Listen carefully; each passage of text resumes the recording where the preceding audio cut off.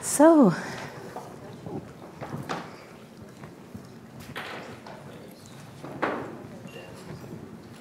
wonderful. Well, I warmly welcome you to our second session. As you heard, today is about microeconomics of price and wage setting. We all, in the recent decades, witnesses quite structural, significant changes, talking about e-commerce, talking about changes, advances in communication technology, talking about the lengthening in international supply chains. So with all this, we are asking ourselves, what is the impact of these changes on price and wage setting? And alongside these developments, so many countries experienced stagnating real wages and weak productivity. As a central banker, obviously, we follow such price and wage developments, and we become increasingly interested in how these developments can be understood at the micro level and how that might affect our tasks and functions in terms of monetary and supervisory policy. The papers and discussions in these sessions will explore these and related themes with the help of outstanding scholars. First, we have Aviv Nevo, professor in business institutions and marketing at Northwestern University and former economist at the US Department of Justice. Aviv will talk about how current global and technological trends and advances in big data can shed light on price setting and inflation developments. His paper will then be discussed by Michael Weber, assistant professor of finance at the University of Chicago. Michael has worked in the fields of asset pricing and household finance. And then we will have a short round of questions. And after that, our next speaker is Uta Schönberger, a professor of economics at University College London. Uta will consider how institutional settings affect different countries' performance in terms of productivity and wages. Uta's paper will be discussed by Michael Burda, professor of economics at the School of Business and Economics, Humboldt Universität in Berlin. And Michael has worked in many fields, including labor and European integration. After that, we will have time for another round of questions. I hope for a very lively debate. So we have a great set of presenters and discussant, and I would like Aviv to take the floor first. Thank you.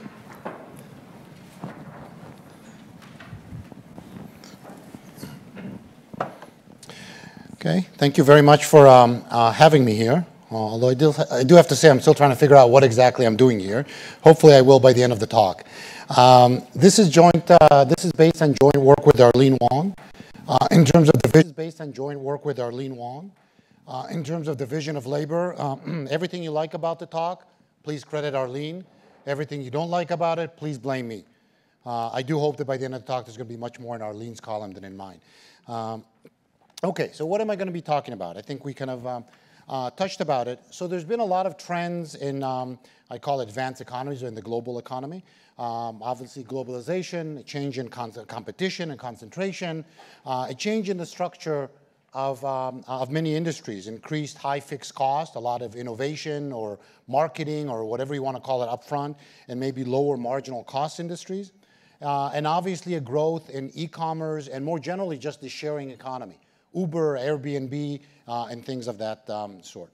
And then finally, what I will claim, and this is maybe less, is that there's actually been a change in price setting behavior, the way that firms approach pricing, both in terms of the data that's available to them. Everyone likes to talk about big data, but firms really do have big data, enormous amounts that even 10 years ago they did not have, and now not only they have it, they're actually trying to figure out how to use it, or starting to figure out. All of these together means that there's going to be changes. And what I'm going to be talking about are really the micro changes from an IO/marketing point of view. There's questions about what are the aggregate implications. I'll actually mostly stay away from it and leave that for the discussion, kind of thinking, working with my comparative advantage, which is really on the micro side. So overview, I'm going to organize the discussion along two dimensions. One would be an issue of measurement. I'll touch back on some good old themes of substitution bias, but say, try to make the claim, maybe not too convincingly, but I'll try to make the claim that some of these issues are actually getting magnified these days. And then I'll talk a little bit about some conceptual issues, including cost pass-through, decreased competition, quote-unquote new pricing models, and heterogeneity. I'm probably not going to have enough time to get through all of them, but at least touch on some of them and set that up for the discussion. Now, to really be concrete and to touch about these, we need to have a more concrete questions. So I'll focus somewhat, although not really in great detail, about the question of low inflation during the recent recovery.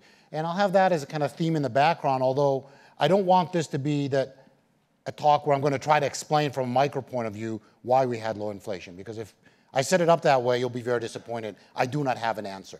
Okay, I might have some points to think about, but I don't really have an answer. So speaking of answer or bottom line, this is not a talk that I think you'll walk away from saying, okay, what was the elevator pitch, the 30-second, what did we learn from this talk? I don't think I have a clear bottom line. To the extent that I want to emphasize or have sort of two main takeaways, I have the 2 points on the and 2 bullets here that in some sense are not all that original. How many times have you heard a talk when someone ends and says, we need more and better data, or we need more research, right? I would say about 90% of talks. So this is going to be one of those 90%. But I am going to be a little bit different, hopefully, in the sense of saying we do really need more data, especially when it comes to online commerce. Right? Because I think there was yesterday a discussion, there was actually a very nice slide of looking for a needle in a haystack. Okay? Well, the claim that I will make is that not only are we looking for a needle in a haystack, we might actually be looking at the wrong haystack. Okay? We're focusing on the old economy. There's a whole new economy. We don't even have that haystack, let alone try to find a needle there. Okay? So that's going to be one, the first point. The other point is, in order to look at these questions, we really do need not just more research, but more collaborative research. Okay, not collaborative of one macroeconomist talking to another macroeconomist. Nothing wrong about that. It's great.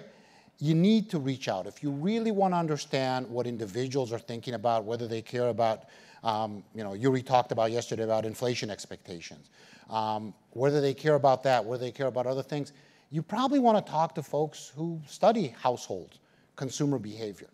If you want to understand what firms are thinking about, you probably want to talk to people who that's their business, talking to firms, working with firms, understanding how firms make decisions.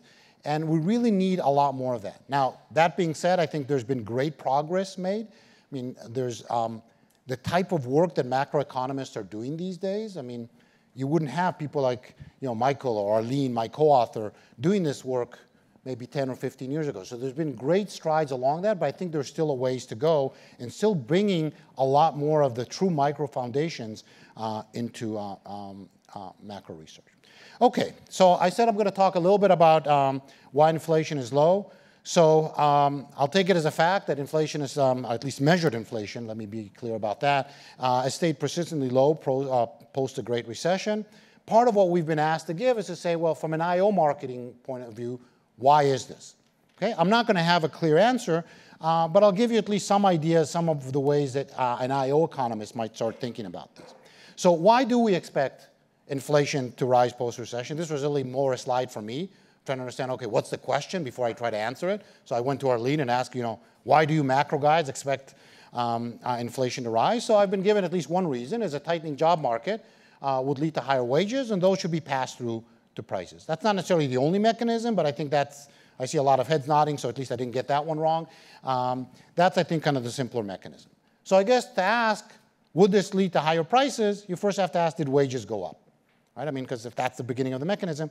It seems like maybe not, but I'm actually not going to touch much about that. I'm going to leave that to the labor economist to say much about that. I think the only thing I can say as an IO competition point of view is to say we're going to talk a little bit later about monopoly power, but you could also wonder whether monopsony power, right, as we see more concentration, does that actually lead to more monopsony power in the labor market, and could that be part of the reason why we're not seeing wages increasing?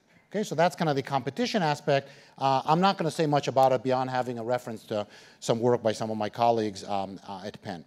Okay? There's additional reason, additional mechanism it could go on. I'm not going to be really focusing on that.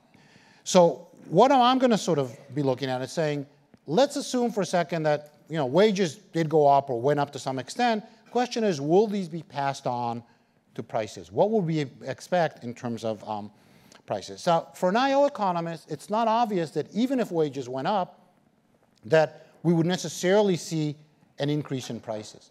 Okay? I mean, we'll see some, but it doesn't necessarily have to be significant. And there are several reasons, and I'll talk about some of them. One is just a pure measurement. So it could be that actual prices are going up, but the measured inflation is not. So that's going to be the first part of the talk. Then I'll talk about the issues of imperfect pass-through and how at least microeconomists, IO economists think about it. And then I'll try to kind of weave in some longer-term secular trends that might be bringing to some sort of structural change. Okay, and again, I'm just going to provide some exploration of this, and hopefully the discussion later and the panel after the break will touch into this. So measurement of inflation. Good old substitution bias. We all know it. We've talked about it. I'll talk a little bit more about it, although what I'm going to be talking about is not exactly the traditional substitution bias. Might actually be something a little bit different. New products, online shopping. I would actually say that is a change that we're constantly seeing. There's more and more introduction of new products. They're easier to do. Used to be that you want a new product, you had to come up with a distribution chain and whatever. Now all you have to do is to get Amazon to sell it for you, and you can sell that new product. Okay? Online shopping obviously is increasing as well, and the issue of measuring prices online is going to be a big issue. So let me touch on each of these very shortly. So substitution bias, we all know, it's really when prices change, how do consumers react, what do they do? Typically people talk about either products, outlets, new products as biases that give. I actually think that the same ideas should be looked at much more broadly. And part of the work that Arlene and I have done in the past is actually looked at the substitution bias in, across products, that is the traditional way, but also across sizes. So you might say, okay, we're the macroeconomists. Do we care what size of a laundry detergent people buy? Well, you do if you care about what the decisions that people are facing at the store. So when people are looking at prices at the store, they're not thinking about the inflation expectation. Okay? What they're thinking about is, should I buy the larger size versus the smaller size? Should I use a coupon? Should I buy the product because it's on sale? Because if I buy it on sale, it's 20% less. Okay? This kind of temporary price reduction. They're not thinking about, is the inflation going to be 2 or 2.5%? Okay? Now, what implications does this have for the macroeconomy? I have no idea. But I'm telling you, that's what consumers think about when they make choices. So we're going to look at some of these effects, and I'll actually show you that there's an interaction between these effects and macroeconomic conditions. Okay, so there's several papers preceding ours. There's a long list here that I don't have time to cover that has talked about how shopping behavior changes with economic conditions. Okay, and this is across different countries, the US, the UK. There's a paper here looking at Argentina and others.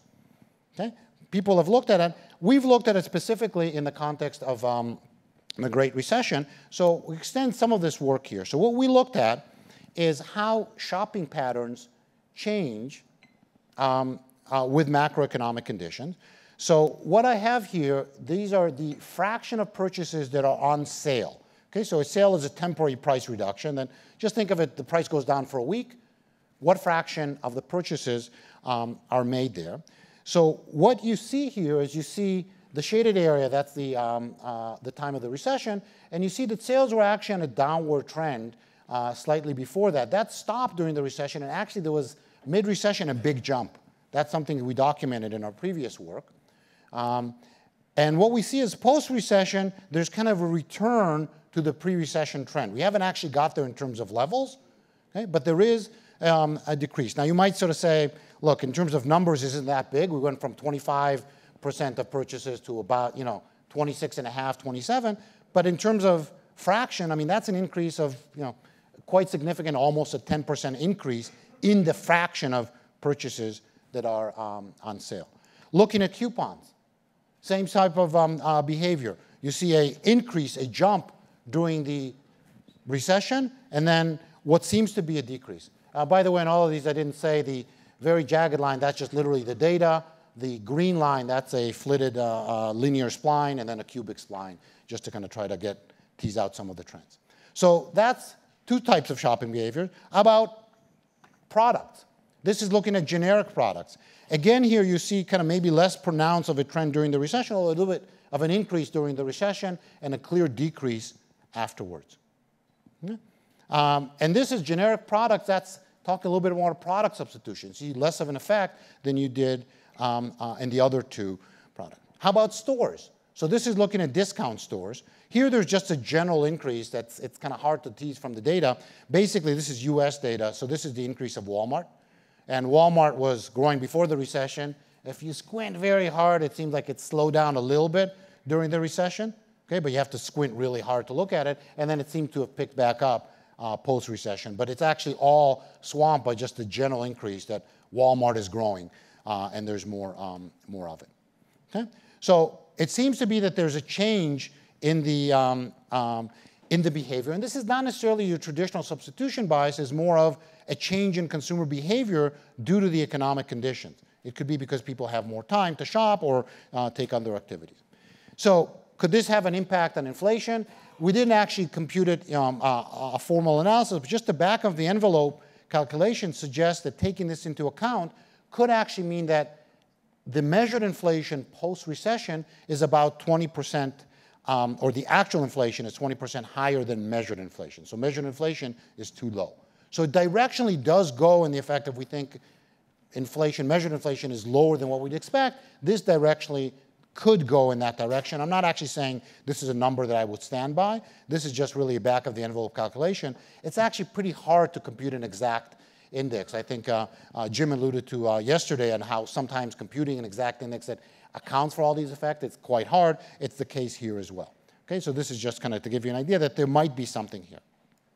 Okay, so overall, did shopping behavior revert after the recession? Yes. Could that explain directionally low inflation? Maybe. Is this large enough to explain what we're seeing? Again, I'll leave it up to you, but probably not. Okay, so this can't be all of the story. And then a more general question here, which I'll just pose and not really try to address, is to say, okay, so you saw these kind of behaviors, and you can ask whether they're big or not during the recession or after the recession, but is there kind of a change, a secular change over time? I would say maybe there is, okay? Because you could say, okay, whatever happened in this recession, why didn't we see it in previous recessions? Okay, I mean, what's changing? I would say maybe there is a change in shopping behavior.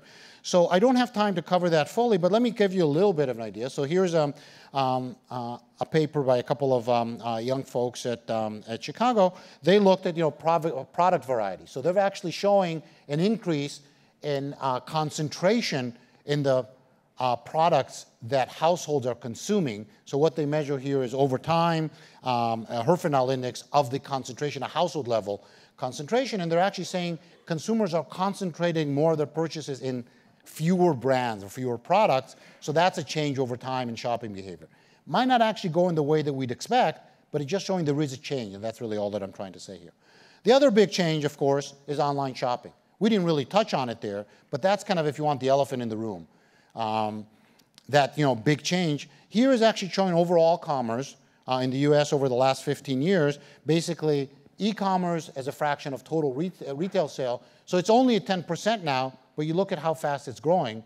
If you look at what's happening to Amazon stock, you realize this trend is here and it's here to stay. Okay, so what does this actually have to do with inflation? Well, Jerry Hausman wrote a very interesting paper a little bit more than 10 years ago that was talking about CPI bias from supercenters, and I highlighted the particular part of it. He asked, does the BLS know that Walmart exists? Okay, so this was in 2004. You could write that same title, and instead of Walmart, substitute Amazon, eBay, Uber, Airbnb, and the list goes on and on. Okay, so there is a question as to whether the BLS or generally statistical agencies even measure online prices. Okay, that's a little bit unclear what they do. You say, well, you could give the excuse, well, yeah, they don't, but it's just a sampling issue. As long as it's a random sample and they're not behaving any differently, then why do we care? But there's a lot of good theory to sort of suggest that it would act differently. You have a lot more tools to price discriminate and to segment consumers in very different ways online than you would in retail and offline. And that might suggest that you will see separate prices. And indeed, a recent paper that just came out a few weeks ago by Goolsbee and Klenow suggests that when you look at online prices, you do see different inflation. They actually find lower inflation, which again maybe isn't consistent with this story of what's happened post-recession. They're just saying, look, there's something else going on there. There's a different haystack. We got to start looking at it. Okay, that's kind of simple as that if you want. Okay. So that's kind of in terms of measurement. I kind of went through it quickly, but I'm already kind of way behind. So let me just kind of quickly go through some of the more conceptual issues. Cost pass-through.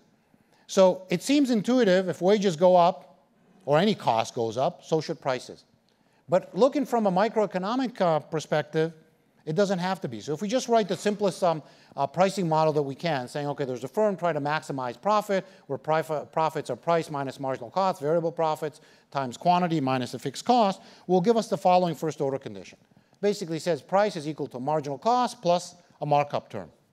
Now, it's very easy to sort of look at this and say, hey, marginal cost is on the right-hand side, so if it goes up, price should go up one by one, right? Well, that's not right, because that term, that semi-elasticity, that's the markup term, depends on price. So if you want to compute what the optimal price is, that will vary. And generally, it depends really on the shape of the demand curve. And here, this is a residual demand curve, so competition and the effect of it will be in there as well. So depending on the shape of the demand curve, the pass-through should not, generally would not be complete. It could actually be less than one, sometimes even more than one. Typical demand curves that we work with will give us pass-through less than one. A linear demand curve, for example, gives us a pass-through of 0.5. Measured pass-through, when people have looked at it, are significantly less than one. Okay, I mean, when you look at micro studies, there's only one industry where I've seen consistently pass through the rates that are greater than one. Okay, and I'll have a poll later if you guys can guess which it is. All right, I'll tell you, it's tobacco, cigarettes. So whenever there's taxes on it, they're usually passed through than more than 100%. There's actually good economic reasons why that might be the case, having to do with who are the people that stay with you once prices increase. Okay, so I think to sort of realize, even if wages go up, it's not clear that price should go up. Taking empirical measures should be that this pass-through could actually be quite low, depending on the circumstances, could be pretty close to zero. And I kind of mentioned this to one of my colleagues at Penn, one of my macro colleagues, said, oh, I don't really, I mean, it's an interesting theory, but I don't buy it. There's no way firms are eating the cost. I said, this is not eating the cost. This is a profit maximizing response. As your costs increase, what is your optimal price response, right? It's this trade-off between margin and quantity, and sometimes you're better off saying, look, I want to sell more volume, less margin. This is not eating the cost, okay? This is the optimal response. Okay? So the question is here, going to low inflation could be if indeed, okay, our labor colleagues are going to tell us wages haven't really gone up for whatever reasons, the labor market, they've gone up, but maybe not as much. Maybe the shift of price is also low because of these lower cost pass-through. So now the question is, what's happened? Why is this sort of change? Okay, this kind of pass-through mechanism could have been there previous recessions. What has changed? Okay, so this is where I get kind of briefly to the long-term trends. So one long-term trend that's kind of been very popular in, especially in IO circles, is to talk about the fact that there's sort of a rise in market power, a rise in margins, a rise in concentration. Jan, one of the co-authors that's actually of a paper that's quite highly cited and is sitting right there. And there's a question is could be impacting pass-through. And it could in two ways. One is the fact that most of this document, what it really is documenting is a decrease in the share of labor. Okay, so the share of labor is decreasing, and really what, this paper in particular, what it does is it translates that into a markup using kind of various assumptions about the production function side. Okay? Now, as you have, even holding pass-through constant, as you have a lower labor being a lower share, you just can think of, I don't know, price of labor goes up by 10%, it just proportionally is going to impact prices much less as it's a smaller share. Okay, so this is just almost kind of, just pure arithmetic. The other thing is, if it really is a decrease in competition, competition has an impact on that pass-through, okay, because that pass-through is the residual demand curve. Now, we know that in the case of perfect competition, okay, the textbook case of perfect competition, pass-through is 1, because prices are equal to marginal cost increase, there'll be a pass-through of 1. Generally, though, as you have less and less competition, there isn't a monotonic relation. It will go either way. All that we know is we can no longer guarantee that it's one, but it's one of those things, no one will tell you there's a theorem that tells a particular way, but there is a belief among many IO economists that as competition decreases, you're going to get lower pass-through rates. Okay, some kind of believe in it more than others. Some actually even use it as a test of imperfect competition, but there is that belief. So going along with that belief, if you actually believe that the economy is becoming less and less competitive, the pass-through rates might actually become lower. Okay? More complex supply chain. So there actually has been, there's again a recent paper that's talked about the fact that there's globalization leads to a much more complex supply chain, right? So instead of actually getting your supplies from someone down the road, it could be a much longer supply chain. What does this have?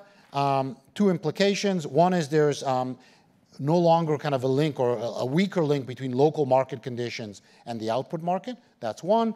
And more importantly, for the point that I'm trying to make, is the fact that there's more levels mean that there's more of these pass-through, right? So if you just think of one level of there's just a seller, they have an increase in their cost, they have to pass it through. But if you have these multiple levels, then there's this imperfect pass-through at multiple levels, right? So you take 0.5 in each of them, and now it's 0.5, the power of 10, because there might be 10 different levels, you're going to get a very small number.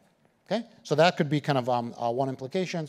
This paper that I mentioned, one of the things that they point out, I think it's an interesting fact, is what seems to be a divergence between the PPI and the CPI. And if we had more time, we can actually talk about it, but let me kind of move ahead. And then finally, the last point that I'm going to talk about is really in the change in how firms set prices. In part, this has two components. They have more data, they can do things more efficiently. I actually think, especially with the growth of business schools over the last 20 or 30 years, you see more and more companies that are actually pricing according to that simple pricing model that I had, as opposed to a simple cost plus model. And that has kind of a long-term trend that could actually have implications to how we're going to get pass-through in the economy. The other thing is, up to now I've talked about just the linear pricing, but we can think more and more price discrimination. And you can see a discussion. This is where the big data comes in. Okay, so this is one quote. Uber talks about how they can actually set route-specific prices, and they do. If you actually want ever an experiment, sit in a restaurant with your friends, pull out your phones, try to order an Uber, and you'll get 5 different quotes going to the exact same place. Again, there's a lot of discussion that historically we couldn't have perfect individualized prices, perfect first-degree price discrimination. Now we can do that. So what does that mean? Well, two things. First is, I think there is a change in how firms are pricing. They have better data. They have different models. Quant now that's the buzzword in all business schools. Okay, now, do they know how to apply our models? No, not quite yet, but they're getting there. Okay, and they're changing their prices. And that's part of what we're seeing, these prices, these changes, for example, let's say in the markups that we're seeing. Part of it is not necessarily a change in concentration. It's a change in firms realizing we've been leaving money on the table. And if I had more time, I could actually give you many examples of this. What this does is it means that there's going to be fancier pricing models.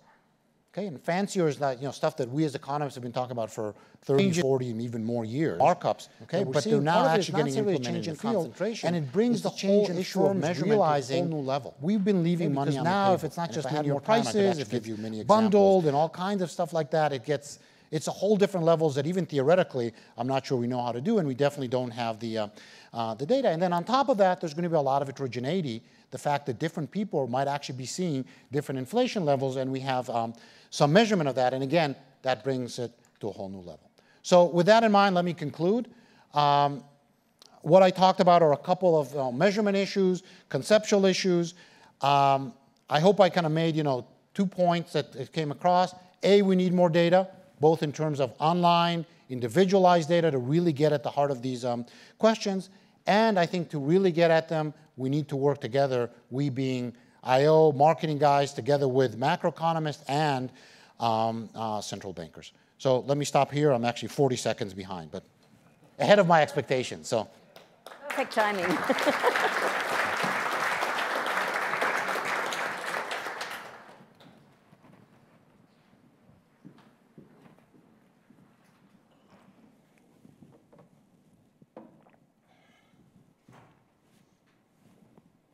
I'd be right. Okay, perfect. So thanks a lot for the organizers to allow me to think about those topics. So what I want to do is actually also try to provide maybe 5 themes in 15 minutes and see whether I'll be successful in sticking to that. So first, I want to look at a little bit of an historical perspective and possibly argue that we might be able to actually learn from past periods of low inflation, whether we have maybe some insights what might have caused them. Then secondly, I want to follow up on 2 themes Aviv was alluding to, and lastly, actually on 2 of the topics Yuri was actually talking about yesterday, so how possibly one could manage expectation. I don't want to talk about manipulation, it sounds so bad, and maybe actually try to figure a little bit out how actually people form inflation expectations.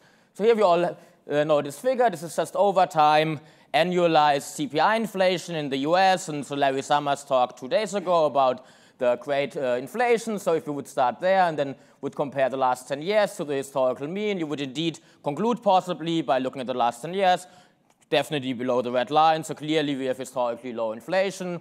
But who says actually that we should actually start in 1970? We could go back 10 years. The mean already, the red line goes down a little bit. But who says we should maybe start in 60s? Maybe we might be concerned that there's measurement error, data quality might be worse, and so on. So we could actually maybe start in 1990.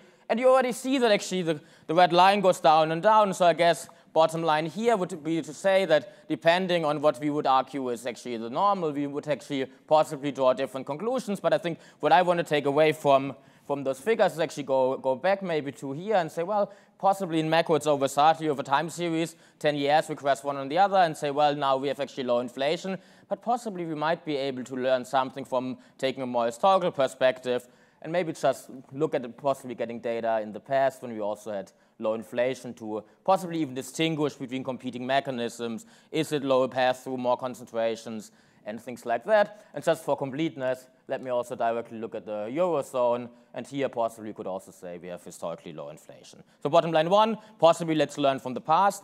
Then let's follow up on 2 of the themes Aviv was actually talking about. So on the one hand, you could now say, well, what are the secular changes we've seen in the last 3-4 decades? I want to highlight one specific mechanism, automation, increased use of computers, and how this might affect it, possibly some patterns we see in the data. On the other hand, follow up a little bit on increases in market power, look at one specific data set I have easy access to, and then, as I said, a little bit thinking about how people form expectations and whether they actually are indeed as we would model them typically in our preferred New Keynesian model. Okay, so if you now actually look at overall inflation, what this actually tells you is maybe not that much, because if you drill down at the industry, there's lots of heterogeneity.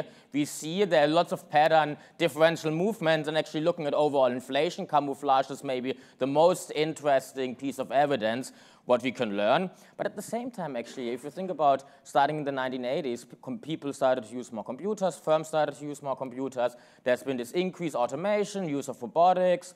We have also increased in let's say, import competition. And then actually there's this recent interesting paper by Otto and Dawn, and what they actually argue is, if you look at this figure, what you see on the x-axis, this is just a proxy for skill, to the far left, low skill, far right, high skill, and here on the y-axis, you see the change in the average age of people by skill over time from 1980 till today. And what you actually see is that low-skilled workers and high-skilled workers, on average, saw this way lower increase in the average age in this occupation relative to middle-class jobs. And so they argue that this job is getting old. So middle-class jobs, on average, saw a larger increase in the median age of people working there. And so the question now is, could it possibly be the case that larger workforce, lower bargaining power in terms of wages, lower wage growth, could that possibly lead to an observed lower inflation exactly in those industries where you saw increase in computerization, robotics, and so on? And so I actually went to the data and actually tried to see whether there is a little bit of evidence for that mechanism. So you now can use data from the census. Every 5 years, you get average hours worked by age for each industry, and you can create what I call old to young ratio or old to all. This is just the total hours worked by people above 55, and no influence on people in the room, of course, relative to all hours worked in this occupation. And then you can actually relate that to the average annual inflation rate at the industry level and just actually see whether maybe there's an association where at the beginning of the 5-year period, you saw a higher share of old workers relative to young workers. Do actually those industries experience lower inflation subsequently? And then also drilling a little bit down on the mechanism, is it due to lower wage growth exactly in those industries? And of course, you might be concerned about international factors, so you can be proxying for shipping costs, which actually possibly tell us something about import competition. Of course, if you have actually a lower unemployment, you would also expect maybe lower wage growth. But crucially, actually also, you would expect that this mechanism, if it's at play, is actually more important in industries with higher labor intensity, so you can also proxy for that. And so what you see here in the first row in red is actually in the raw data, column 1, controlling for common shocks in the time dimension, for industry-specific shocks, meaning having different degrees of fixed effects, but also actually sucking up different parts of the variation in the last columns. You see actually that indeed in industries where you have a higher share of old workers at the beginning of the 5-year period, you see lower average inflation, and also actually I think it can explain a meaningful part of the variation. And crucially, I think in terms of the mechanism, in blue you see that this effect is actually larger the higher labor intensity you see in that industry. Maybe actually looking at those numbers, it's not too elusive, so let's actually look a little bit also at some figures. So what you see here on the x-axis, you see actually binned ratios of old to young, far left, low old to young ratios, far right, high young to ratio, old to young ratio. On the y-axis, you have industry inflation, and then by 5-year period, you see that actually there's across the board this negative association, maybe a little bit less than in the intermediate years in the 90s, but actually you see this very tight clustering about the regression around the regression line, especially in the last 10, 15 years, so possibly indeed an aging industry workforce and lower the wage bargaining power might play a role. And in terms of actually exactly the mechanism, you indeed see that in those very industries where you see higher ratio of old to young workers, you also see subsequently lower wage growth. And again, you can explain a meaningful part of the variation. Okay, so now let's follow up a little bit. Okay, bottom line 2 bars. So the first one we can learn from history. The second one is, okay, there's potentially some change in the age composition of the workforce, which might help explain some patterns we see in the data. Point 3, I want to follow up on the part Aviv was raising, maybe this increase in competition, how this might affect price setting. Of course, data like Jan Eckhout and co-authors are using is great. You have actually all publicly listed firms. The downside is that you don't really observe the pricing patterns unless you go to the basement of the BLS, what Yuri and I have done in the past, and I can promise you that's not too much fun. So instead, what I'm trying to do here is actually use data from retail scanners, also a little bit leveraging the idea of using big data. So here you see trillions of observations for individual goods over time, and you can actually say, do we see at the local level increases in competition? And so the way I did that, I said, well, let's now define a market based on goods which are on the one hand substitutable, but also in areas which are very similar in terms of local economic shocks. So for example, one area you can think of is like the East Bay, San Francisco, Oakland, San Jose. And in terms of actually type of granularity, so you don't want to look at Duplo and Danuta individually because depending on price, you might have substitute between Duplo and Danuta. So overall, we want to actually define maybe chocolate candy bars as one product category, and then actually the interaction of the two is defining my market. And then what I can do is just actually look at those trillions of price observations and argue and see whether there is any pattern in concentration over time. So I calculate a standard Herfindahl-Hirschman index, but also a leaf-out version. And then actually, and this was a little bit surprising, if you actually look just at concentration over time, so a very specific market, so only groceries, and actually what you see here, only the last 10 years, this is due to data availability. You see actually, if anything in groceries, this is actually holds across definitions, you actually see a decrease in concentration over time in that data. But again, so we have to keep in mind this is only a very specific cut of the data.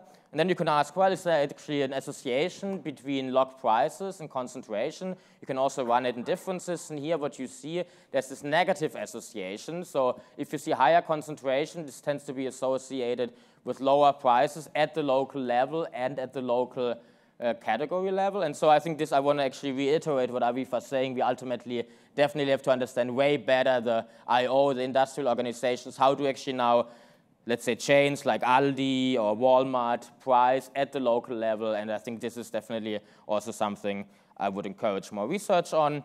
And now the last two bullet points, or the last 2 points I want to come back, is a little bit what Yuri Gorodnichenko and Oli Korbio were alluding to yesterday. So in the end of the day, to the extent you believe in, I think, the standard model at central banks, the new Keynesian model, policies are effective because intertemporal substitution is at play.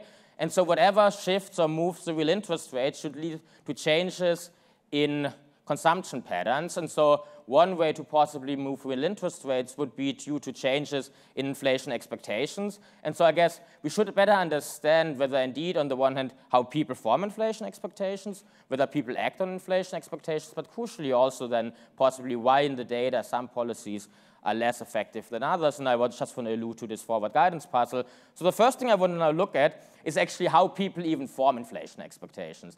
And this is, as I promised yesterday, Jim, this goes back to a speech you gave in 2011 when you argued that we as central bankers typically focus on core inflation, but instead actually maybe we make systematic policy mistakes, because if you look at the data, it looks like the most salient experience of prices is actually from shopping trips. You pass by the pump, of course those are very high-frequency movements, but now actually if it's the case that individuals form expectations looking at those very transient price movements, and if they act on those expectations, maybe keeping them out from our measure of inflation might lead to systematic mistakes. And so, of course, the question now is, can we actually learn anything from the data, whether people indeed form expectations by looking at prices in supermarkets? And again, this goes back to Aviv's point. We can actually use big data. So again, use the AC Nielsen data, trillions of observations at the individual level, and then use actually tailored surveys where you ask people in this AC Nielsen data set, 90,000 households, you just ask them, what do you think is inflation? What do you think actually will inflation be over the next 12 months? And crucially also lots of things, how they actually form inflation expectations. And when I started actually working on that topic, one of my colleagues, Anil Kashyap, who is now external committee member in the UK, he told me actually, Michael, you shouldn't really work on those inflation expectations of individuals because they are all over the place. And particularly until you can explain to me the most salient pattern in the data, you shouldn't do that. And what did he mean by that? He said, well, in the data, across countries, sample periods and cuts, it's always the case that women have higher inflation expectations than men, which doesn't make any sense to me. So we ran our own survey, and we see the very same pattern in column 1. You see that male in the data, on average, have inflation expectation that is 1.3 percentage points lower than women. And again, this doesn't really make too much sense. Why should there be a gender effect in inflation expectations? But then actually, you can actually ask tons of other questions. And one of the questions we ask, who is the main grocery shopper in your household? And what you see in column 2, within household, if my wife does the grocery, she actually has higher inflation expectations. Instead, if it's me, you see I actually have higher inflation expectations. So this gender effect in column 2 completely is subsumed by this grocery dummy, which equals 1 if within household, he or she is making the groceries. Now, of course, you can also do the same exercise. Just look at men and women separately. Within men, within women, is there a grocery effect? And if anything, actually, if you look at column 4 relative to column 3, it looks actually that the grocery effect is even stronger among men than among women. In the aggregate, you don't see it because, on average, more women make the groceries relative to men. But if anything, actually, also men seem to extrapolate from observing prices in the supermarket on their decisions and on their expectations. And in the paper, we actually also provide evidence that they would actually behave in line what you would expect from an Euler equation. So potentially, we might want to keep in mind things like that. And so the fifth point I want to briefly allude to a little bit is actually maybe providing some empirical evidence to what Mike Woodford recently said. So I think it's fair to say that he has been the intellectual mind behind what we've seen the central banks doing in the last decade. So he, 2003, already argued that, well, why should we care about the CLB? We don't really have to worry about it if we are able to manage inflation expectations and actually raise inflation expectations when the CLB binds. We don't have to worry at all about this lower bound constraint. More recently, however, it looks like he updated his own beliefs a little bit because in his recent NBR macro annual paper, the second sentence of his abstract reads, we assume unrealistic cognitive abilities on part of our decision maker in the model. So if you promise to keep interest rates at 0 until the end of the liquidity trap, this generates inflation, and we fully understand that today we should update our inflation expectations upwards, and that's why we should consume way more. You could possibly argue that limited cognitive abilities might hinder the effectiveness of that policy, and we know empirically there is what's called the forward guidance puzzle in the data. It seems less effective than we might have thought based on our representative age and New Keynesian model. So of course, if you now want to see whether limited cognitive abilities play a role, you somehow have to observe measures of limited cognitive abilities, ideally for a large cross-section of people. And so we have this recent work, which only thanks to data by the Finnish central bank was possible. So we got for all men in Finland, due to mandatory military entrance tests, IQ data from 81 until 2002. And then you can link it actually based on social security numbers, to the household balance sheet, inflation expectations. And what I want to show you here is just look at the x-axis. 1 means low IQ. Lowest 4% of the population, 9 means high IQ, highest 4% of the population, and it's approximately the normal distribution. If you look what people say in surveys, what do you think is inflation over the next year? You subtract what is exposed realized, you take the absolute value, and you average by bin. You see actually that low IQ men, at least in Finland, have forecast errors for inflation, which are 2.5 times as large relative to the forecast error for high IQ men. Now you might wonder, does it matter?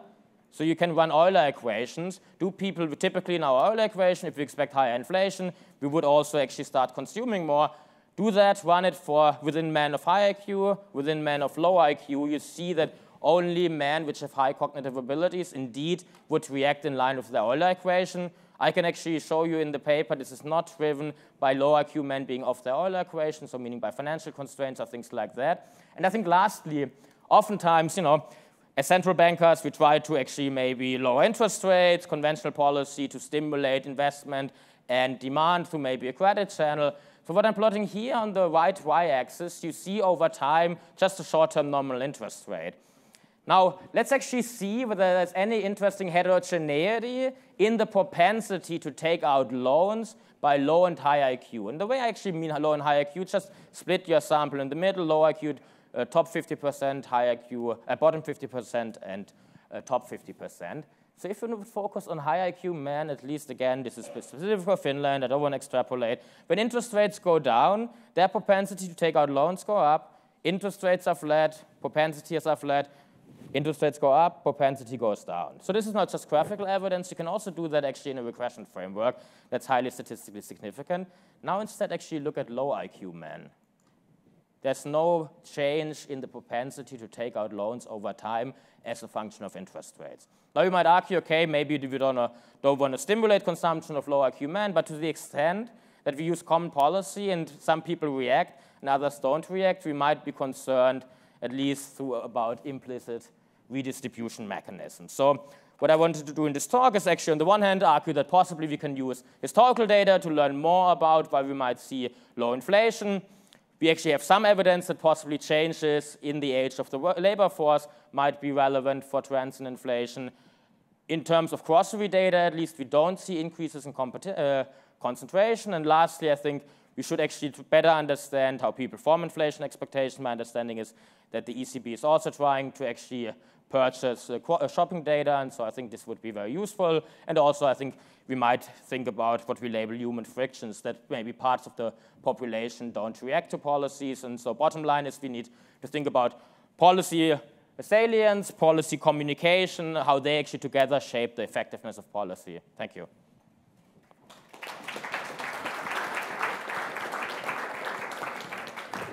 Well, many thanks, Michael. Many thanks, Aviv. That was quite interesting. I have all kinds of questions, and I would love to have the data for women and IQ, yeah, and how they fare with loans, yeah. I can tell you it's much higher. It's much higher? Okay. Okay, good to know. My wife has told me repeatedly, it's much higher for women. Okay. And my second comment would be to being in charge of statistics in the ECB. I see a lot of work coming to us, yeah, with regard to the big data, yeah. And I never experienced something else than economists being very greedy with regard to data. Yeah. So the floor is open for questions. And I would ask you to tell me whom you would like to ask the question, yeah, so that we know who is addressed. Please. I'm Liviu Voina from Romania. I'd like to ask Professor Nevo, because he mentioned about post-crisis wages, rising wages post-crisis should lead to higher inflation, but empirically we don't see it. And I would like to challenge you to think in terms of stock instead of flow. Wage gaps instead of simple wage dynamics. So if you consider that a recession is a game changer and there is uncertainty of future income, then the reference for a worker is not ahead of him because he doesn't know about his future employment or wage. The reference is behind him. So the past peak income, maximum peak income in the past. Therefore, until he recovers what he lost after a recession, he's not willing to spend more. Basically, this would be a cumulated wage gap. I wouldn't make reference to this if you didn't mention that's right. But indeed, post-crisis Phillips curve, I think, is completely different than let's say in a normal situation. And I actually recently published a paper at CEPS which explains this, the link between wage gap and inflation. So thinking in terms of stock instead of flow in relation to wages versus inflation. Okay. If you could comment on this. Many thanks. Let us collect 3 or 4 questions, please. Sure. Ricardo Reis from the LIC, and this is a question to Aviv. You focused almost entirely on cost of living measures of inflation, what you call true inflation, which are of course dominated by changes in relative prices, and thus the substitution response of consumers to those, as well as the relative price difference between input prices and output prices, i.e. pass-through. A very important concern of central banking, or of macro more generally, is not with the relative price part, but with the pure inflation part, that is the homogeneous degree 1 side of prices, that is to what extent when the unit of account changes, all the prices move together or not, and that's really central to what anchoring of inflation is or not. With regard to that, I would call it equally true inflation, but that part of the inflation process, to what extent do you think that these patterns you've identified bring us new insights? That is, to what extent when all prices go up, or even relatedly, when monetary policy changes in that sense, the anchor and unit of account change, do we observe that because of more information in online prices, we'd observe a much faster pass-through? If you want, the nominal part pass-through should be 1, unambiguously, no matter what your theory of demand is, insofar as the unit of account has changed in demand, all demand and profit function are homogeneous to degree 1. Do we think that with the more information of online, we see that nominal pass-through of 1 to everything, or actually less because the confusion between nominal and real becomes more severe in this new world or not? In the same row, just moving 3, yeah? Yannick at the University College London. Just to follow up on Aviv's point about the relationship or the puzzle between the rising prices because of market power and the low inflation. Do you have an idea of what the role of technology could be? Because if the only thing we consume is microchips for computers, we would see decreasing prices. Okay, so there would be negative inflation. Now the world is much more complex and we consume many other things, but one of the things we see is that there's a big change in the distribution of markups, not just the average. Okay, why we see the increase in markups is because really the top 90th percentile is going up. And that seems to suggest that there's something underlying the distribution of TFP, productivity of firms, that's changing. And I wanted to know if you have any idea of how that might be explaining the relationship between this low inflation and at the same time rising prices at the firm level. The last thing we see that the GDP deflator and CPI are not moving jointly. So the GDP deflator is about 20 points lower over the last 4 decades. Many thanks. And then Yannis, and then we'll make a stop otherwise. Yeah. Well, we're going to have to start again. Exactly. And Yannis, short, please. Short yes, question. Very short. Thank you. Yannis Rounaras from the Bank of Greece. Those of us who have grown up loving the macro foundations of macroeconomics, I would like to use your 2 papers to explain why the Phillips curve has become flatter. So can we say from your pricing equation that we're in an era now that marginal costs are fixed and constant, and the production structure is such that, from your paper, Michael, the concentration in retail has fallen a lot, so it approximates perfect competition. So the combination of very low concentration in retail and constant marginal cost produce a flat Phillips curve. Okay, so Aviv, I think you should start. Okay, so let me start. Actually, let me start with the last one, which the truth is I have no idea. I mean, I think that's the kind of discussions that we should have, folks that are used to working with Phillips curves and the implications of it. And, you know, because for me, I'd have to go back to my, you know, days in graduate school to think about, and then try to couple them with realistic assumptions. So, for example, you did make an assumption in there, and, you know, maybe competition in retailing is increasing. That could be one sector, but maybe things are changing, although I say maybe, that's the key. I think what we want is to really start with good macroeconomics, folks who really understand the macro implications, but making sure that we have good foundations in terms of the assumptions that go in. So let me give you an example, actually, something that Michael was talking about when he was talking about the difference between men and women. Before you even gave the answer, I mean, I wish you would have actually stopped and turned to me, because I would have told you women are the main shoppers. Okay? I mean, that's a fact that those of us that have been working with the Nielsen, by the way, it's not AC Nielsen, it's Nielsen. They've changed the names, it's about 10 years ago, that have worked with that know that. So I think that's a fact that I had no idea that's relevant to anything that macroeconomists talk about. But had you kind of asked me the question, I would have told you right away, that's where to look. Now, you found it on your own, which is great, but I think that's the type of interactions that we can have. So that's pretty much all that I have to say. Working back, let me now kind of go to the... No, let us perhaps finish first the last question, because Michael was asked two, and then we go back to the other three, if you don't mind. Michael, anything to comment on Yanis?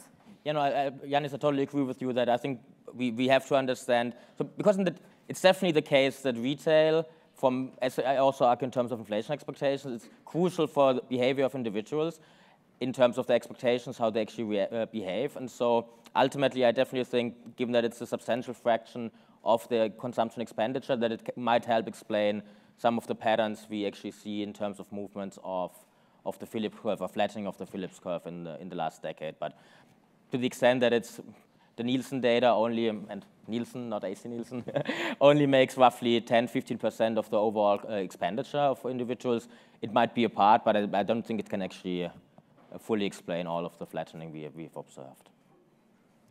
Aviv, please. Okay, so let me take in turn. First, the question about the, you know, I call it the wage dynamics. So I think you bring up an excellent point. Actually, we're talking over at dinner last night. I do think there's a very interesting question in dynamics, almost if you think of kind of through a wage search model, and just the interaction, if you want, you know, search/bargaining between firms and workers, as to whether what could happen in a recession as firms use that as an opportunity to cut costs that they maybe should have cut even before the recession, but in something that gives them an excuse in that bargaining for whatever way. I mean, you can model it in a bunch of different ways, cut the cost, and then it really changes dynamic post-recession, right? So there's kind of the whole question of now when you're bargaining about the wages, you kind of set in some sense the different expectations because you really lowered the level. And that's kind of, maybe I'm misinterpreting your question, but that's one way to look at things. And I agree with you. There's a lot to look there and look at the relationship. And I touched it just briefly on that one point about the increased monopsony power. But you could imagine that we want to really look seriously at the wage setting behavior where it's really kind of a bargaining process with maybe changing bargaining weights before and after the recession. I mean, that's at least the way that I would interpret your question. So I'm not sure I answered it, but I think it's an interesting point to look at. Ricardo, to your point, I mean, I agree that, you know, when we measure inflation, there's different things, right? From a micro point of view, we're always trying to kind of look at it more as a cost of living type of measure, and then we really care about the welfare implications, and we care about the, you know, is this a welfare measure? Is it not? And maybe that's not what's really kind of been interested in looking at. Maybe not. I mean, you'd have to to tell me. But I think some of that same dynamics, I mean, there was something that you said in the middle that I didn't quite understand. You said that I think kind of your working assumption that at some level the pass-through really is one, and maybe I didn't quite understand what. On units of account, if you change units of account, everything should scale up. That's the homogeneity degree one of demand function. Okay. So that's the distinction relative prices. And on that, it's equally important, not more or less than the relative prices. Okay. Cents to dollars, nothing changes in transactions. Yeah. Such rational behavior.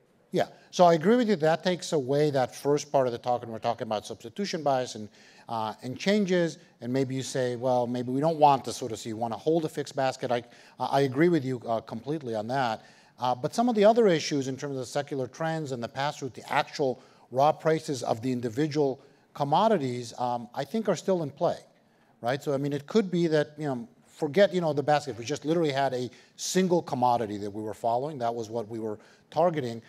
You could imagine that at that point, there's going to be just less of pass-through from underlying costs, either because of the longer supply chain, either because of a change in competition, maybe other things as well that would impact it as well. So I agree with you. And to the extent that that's why I said I don't actually have an answer of this is what's causing the low inflation. Okay, I think I was trying to be very clear about that. There is at least no bottom line that I'm willing to stand behind. Just here's a bunch of things to think about. And then finally,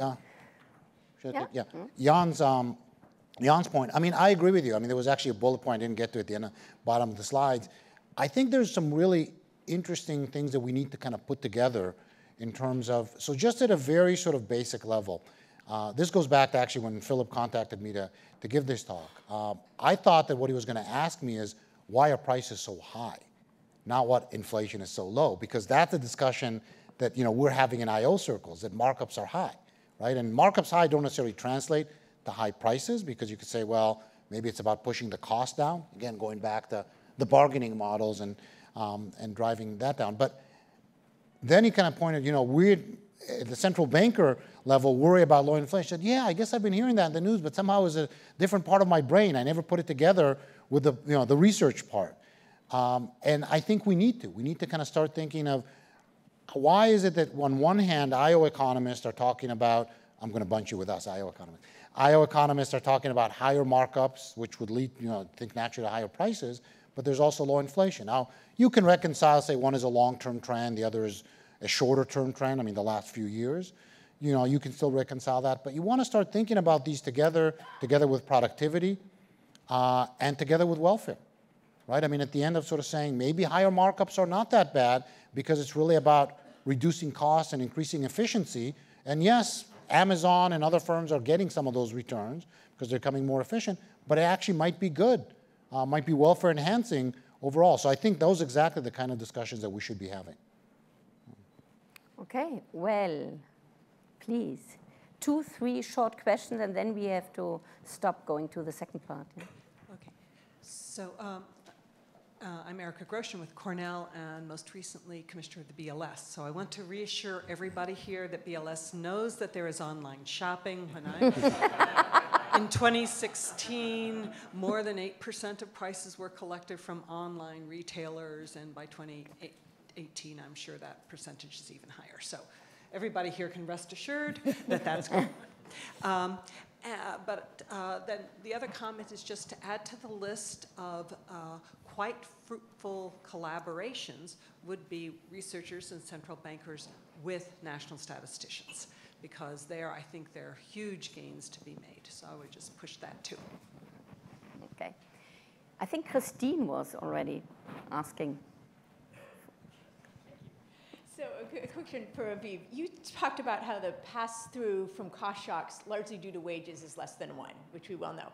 Have you looked at, are there differences from the pass-through if the cost shock comes from commodity prices or oil prices versus wages? Because you could see there is a trend over the last decade. More of the cost shocks have come through very volatile oil prices, commodity prices, largely linked to emerging markets. If the pass-through is different, that might have affected inflation dynamics. And I could just quickly think of arguments how it could go both ways. On one hand, you might have firms pass through less of a cost shock due to oil prices or commodities because you think it's temporary, so don't adjust prices if you've a sort of sticky price model. But on the other hand, the supply chain argument could work the other way, because if you get a cost shock that's oil prices or commodity prices, it affects every stage of the supply chain. So then you might get more pass through from that type of cost shock. So I was wondering if you'd looked at that or had any evidence. Many thanks, Christy. Benoit? I wanted to come back to Ricardo's question because I agree it's very important for us central bankers. And I would like to try it in a different way, which is to relate it to Lucas 72 somehow. That is, we know that information asymmetry is an explanation of why prices are sticky.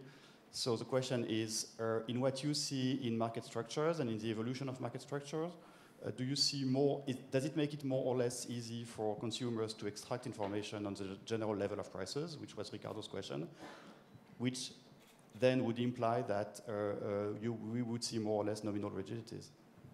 Okay, I'm very sorry, I have to stop here. We will have a second chance for questions later on. Okay. So I'll make my answers very, very brief. Yeah. Yes, I agree. No, I don't know the answers to commodities. I don't know, I think is the short answer. I have a hunch that it's actually getting a little bit harder, again, because prices are individualized and more complex, but it's just a gut feeling. I can't actually point to any specific research. That is very honest. And I know that in the second row there is a gentleman who wanted to ask a question for quite a while. I'm Steve Cicchetti from the Brandeis International Business School. Your focus seems to me to be primarily on goods prices, and I'm wondering whether, which account for about 25% roughly of consumption, and so I'm wondering whether or not you have anything to say about the parts of service prices, especially if I link this back to Jim Stock's paper, the primary items that we are bad at measuring are actually not goods prices, but they're service prices. So can you use any of what you're doing to help us with service price measurement? Thank you. Many thanks. Theoretically, yes. Until we get the data, until we get that haystack, we're all drunks looking under the lamppost. Okay, so let us, we will have a second chance, yeah? So let us move to the second part about wage setting. Uta, your turn.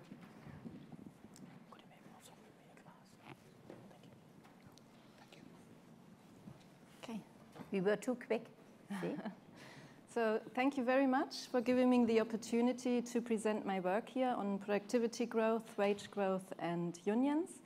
This is joint work with my colleagues Alice Kügler and Ragnhild Schreiner at University College London and Cream. So, in the first part of my presentation, I will provide you with an overview about what actually happened to labor productivity, about wage growth, about unemployment and wage inequality in a number of advanced countries over the past 2 decades, more precisely between 1995 and 2016. My focus will be on Germany and France, the 2 largest economies of the Eurozone. And the data here come from the OECD economic indicators. So let me begin with Germany. So this black line here plots labor productivity measured as GDP at fixed prices divided by the number of hours worked. So as you can see, Germany experienced over this time period relatively robust productivity growth, averaging 1.5% per year. So now what happened to wages? So this red line shows hourly wages, more precisely, total labor compensation divided by the number of hours worked, deflated by the consumer price index. So as you can see, CPI-deflated wages in Germany barely increased between 1995 and about 2007. But more recently, wage growth has actually picked up in Germany. So this blue line here shows wage growth, but now deflated using the GDP price index. And in Germany, this actually matters. So GDP-deflated wages increased more in Germany than CPI-deflated wages, but even GDP-deflated wages did not increase as much as labor productivity. So this implies that in Germany over this time period, the labor share declined. So what happened to unemployment and employment in Germany? Germany actually had quite high unemployment rates up until 2005, 11% in 2005. But since then, unemployment has steadily gone down and employment rates have gone up. In 2016, unemployment rate was 4%. That is a near record low, a level not seen since the early 1980s. So what about France? France experienced a similar growth in labor productivity to Germany, but in stark contrast to Germany, wages increased in France in line with labor productivity, regardless of whether we deflate wages using the consumer price index or the GDP price index. What about unemployment and employment rates in France? Unemployment has been persistently high in France. Over these 2 decades, it varied between, let's say, 8% and 11%. Here's the picture for Italy and Spain. So neither Italy nor Spain experienced much of a growth in labor productivity over 2 decades. And wages, regardless of whether we deflate them using the consumer price index or the GDP price index, did not increase much in either Spain or Italy. And although unemployment has come down in these countries recently, it continues to be high, and it's above the pre-recession years. Here's the picture for the United States, which in fact looks very similar to Germany. So in the United States, labor productivity has increased more than wages, in particular if wages are deflated by the consumer price index rather than the GDP price index. So as in Germany, the labor share has declined in the United States. The same is not observed in the United Kingdom. So the United Kingdom is generally considered also a labor market that is very flexible, just like the United States.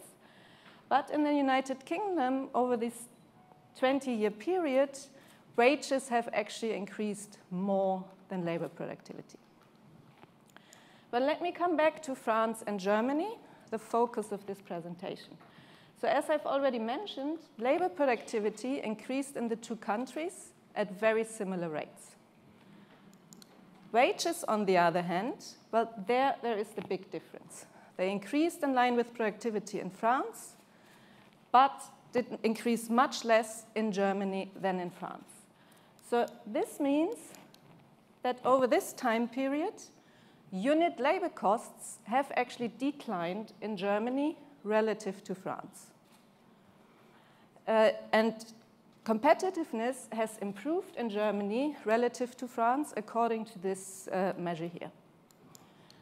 Just briefly coming back to unemployment, as of 2016, the unemployment rate is 6 percentage points higher in France than in Germany. So that is a very large difference. So now what about wage inequality? And here the differences between Germany and France are frankly really striking. So this orange line here shows the evolution of daily wages for full-time workers deflated using the consumer price index at the median in Germany. Okay, so in line with what you've seen, based on a different data source, median wages have not increased between 1995 and 2007, 2008, but more recently, there has been an increase. Now, what happened at the top of the wage distribution, at the 90th percentile? Well, in Germany, wages at the 90th percentile have increased considerably more than wages at the median.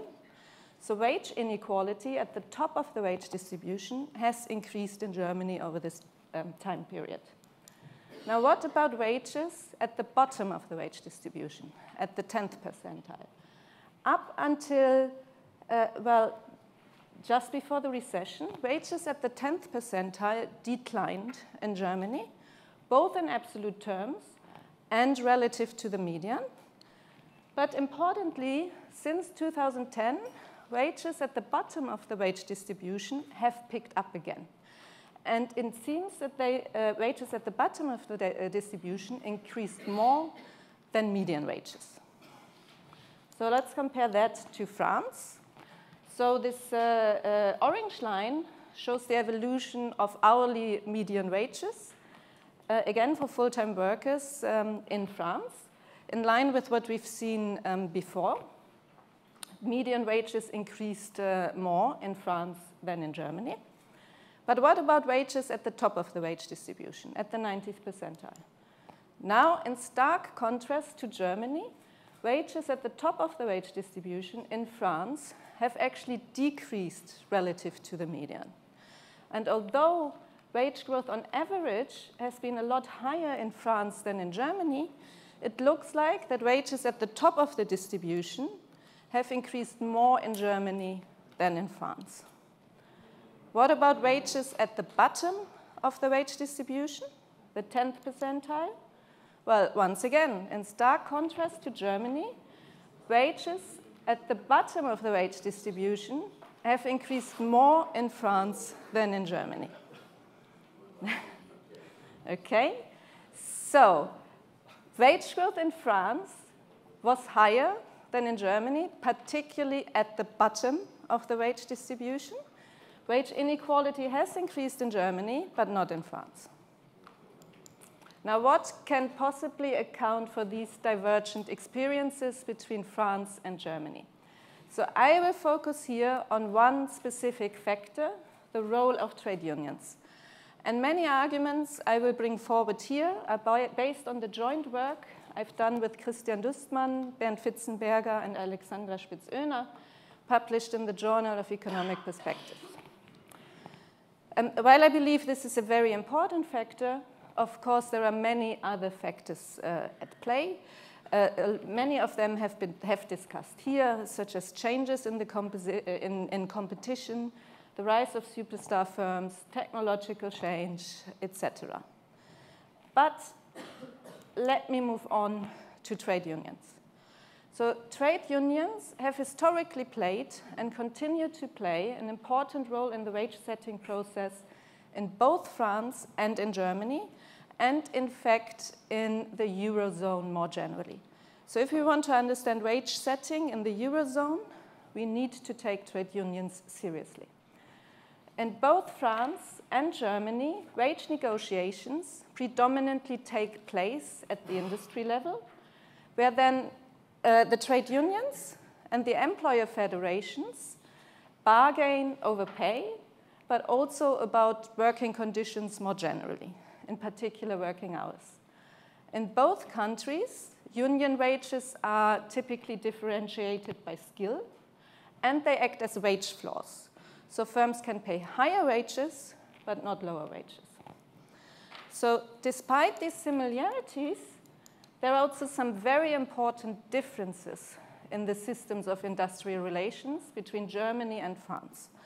So most importantly, in Germany, only those firms that belong to an employer federation are bound by union agreements. And whether a firm is a member of the employer federation, well, that's voluntary. It's up to the choice of the firm. So this actually means a firm that is currently a member of the employer federation and has recognized union agreements in the past can actually opt out of these union agreements. And in that case, it would then either negotiate wages with the work council, so the representative body of the workers at the firm level, or after a transition period, it could set wages individually with its workers. At the same time, firms that enter the labor market, they may not join the employer federation to begin with, and hence not recognize the unions. Okay? That's not so in France. In France, the state steps in and declares the union agreements to be binding to virtually all firms in the industry. A second important difference is, in Germany, more and more often, union agreements include so-called opening clauses.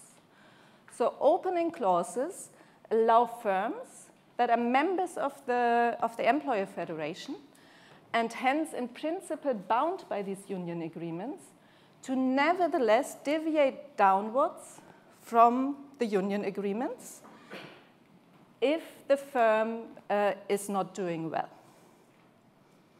So up until very recently, this was not possible in France. And finally, up until very recently, there was no national minimum wage in Germany. There is, however, a national minimum wage in France that, by international comparison, is set at a high level. By the way, the minimum wage in France is directly indexed to inflation. So here we have a direct link, actually, from inflation to wage increases. So this means that the government, the state, plays an active role in the wage-setting process in France, but actually not in Germany. And because firms in Germany can say, I'm out, negotiations between trade unions and employer federations tend to be more consensus-based and less confrontational in Germany than in France. So let me tell you what actually happened in Germany over the past 2 decades. So after the fall of the Iron Curtain, Germany was burdened with the cost of reunification. But at the same time, moving production abroad to the former communist countries in Central and Eastern Europe became a credible threat. And in fact, should you get hold of newspapers at that time, you will realize that this was extensively discussed in the newspapers. So paying these high union wages became increasingly costly for firms. And indeed, firms started to opt out of the union agreements. And this is illustrated in the figure here, which shows the share of workers who are covered either by an industry-wide agreement or by a firm-level agreement, which do not matter too much. Over time, separately in West Germany, the blue line, and East Germany, the red line. So in 1995, about 82% of workers in Germany were covered by these union agreements. By 2016, this had declined to about 60%. In 2016, in East Germany, about half of the workers were covered by union agreements. So this deunionization led to a decentralization of the wage-setting process away from the industry level, down to the firm level, or even individual level. And it has helped to make wages, in particular at the bottom of the wage distribution, to be more downward flexible.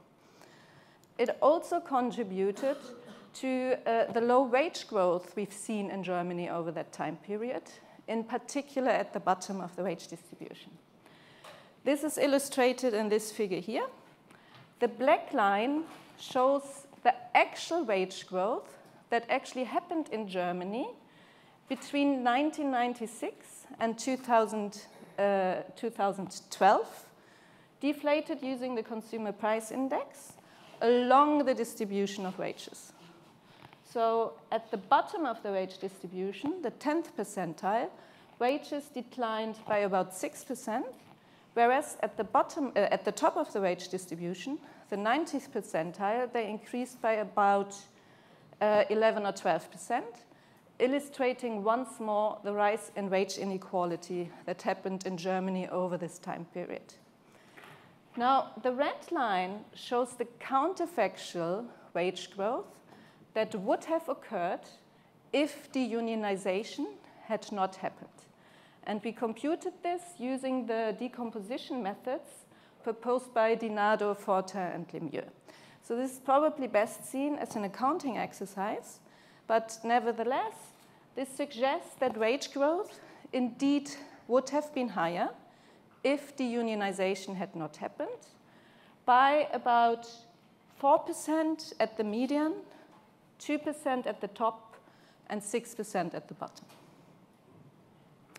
But this is actually not all that happened, because trade unions in Germany adapted, and they were willing to make concessions that also had a profound impact on wage setting within the unionized sector. So first, trade unions more and more often agreed to these opening clauses that I've already talked about, that allow firms to pay, that are members of the employer federation and in principle bound by union agreements, to nevertheless pay wages below the union wage. So these opening clauses have led to a further decentralization of the wage setting process, now within the formal unionized sector. And they have made wages more downward flexible, even within the unionized sector. And at the same time, trade unions in Germany simply showed extraordinary wage restraint.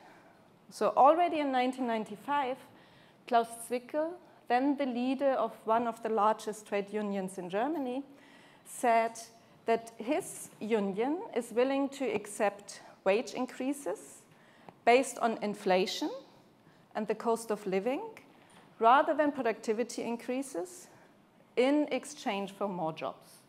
So here, by the way, we have another direct link from inflation to wage increases. But let's take a look what type of wage increases trade unions and employer federations actually agreed upon over this time period. So this blue line shows the increase in labor productivity. That's what we've seen in earlier figures. This red line here shows the cumulative wage increases deflated by the consumer price index that trade unions and employer federations agreed upon. So as you can see, that these wage increases are smaller than the increases in labor productivity over this time period. And moreover, you can see what you can see is that this red line is flat over a number of years.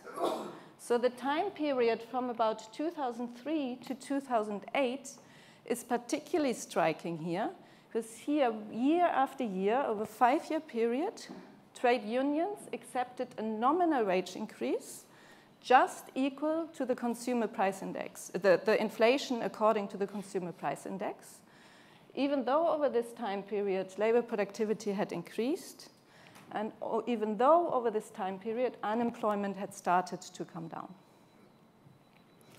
The green line shows the wage growth that was actually realized in Germany.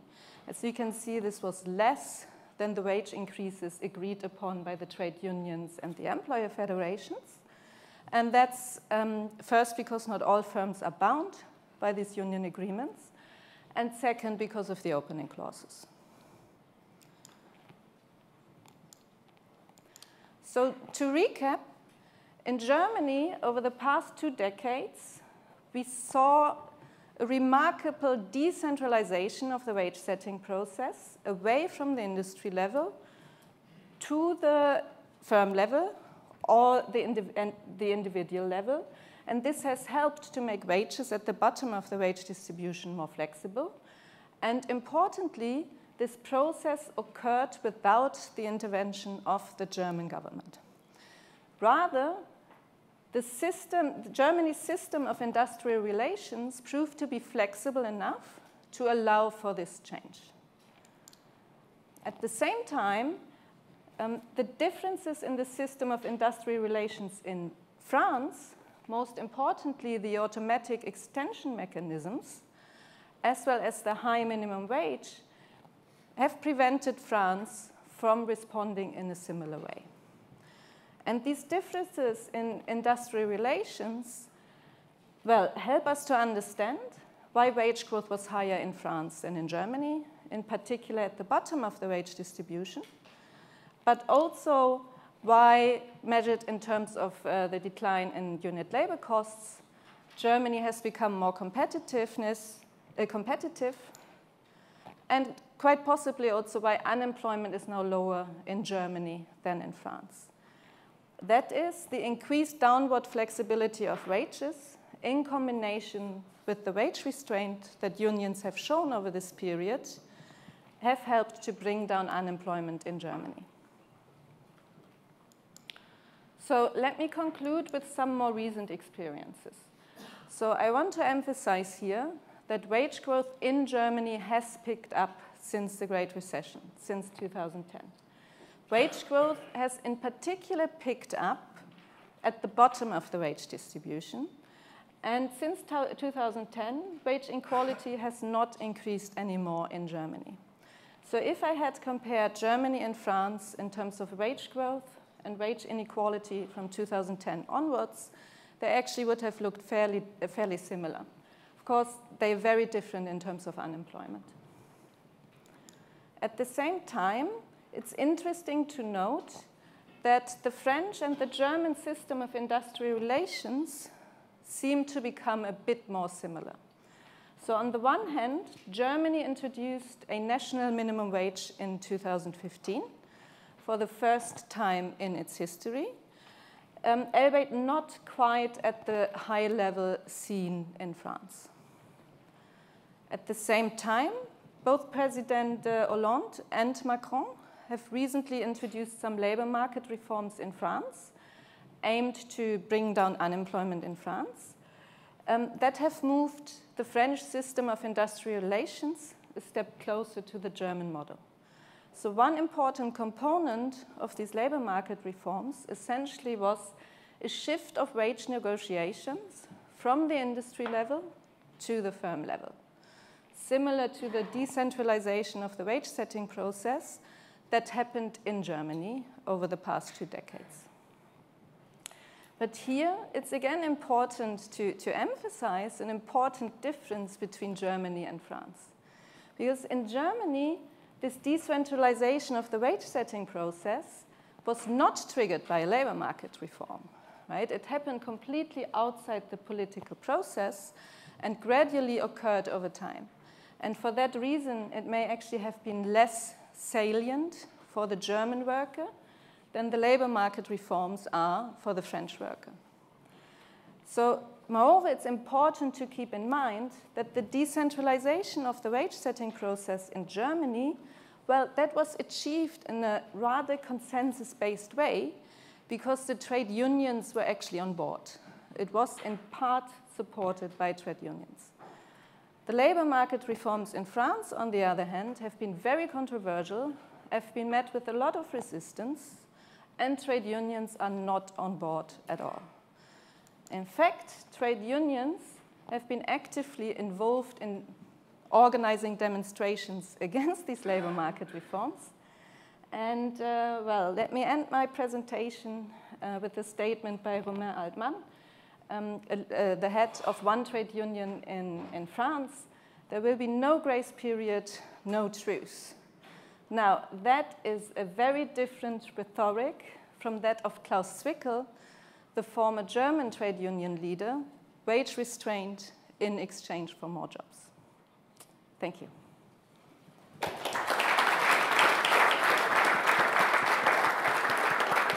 Thank you, Uta. Please, Michael. Okay.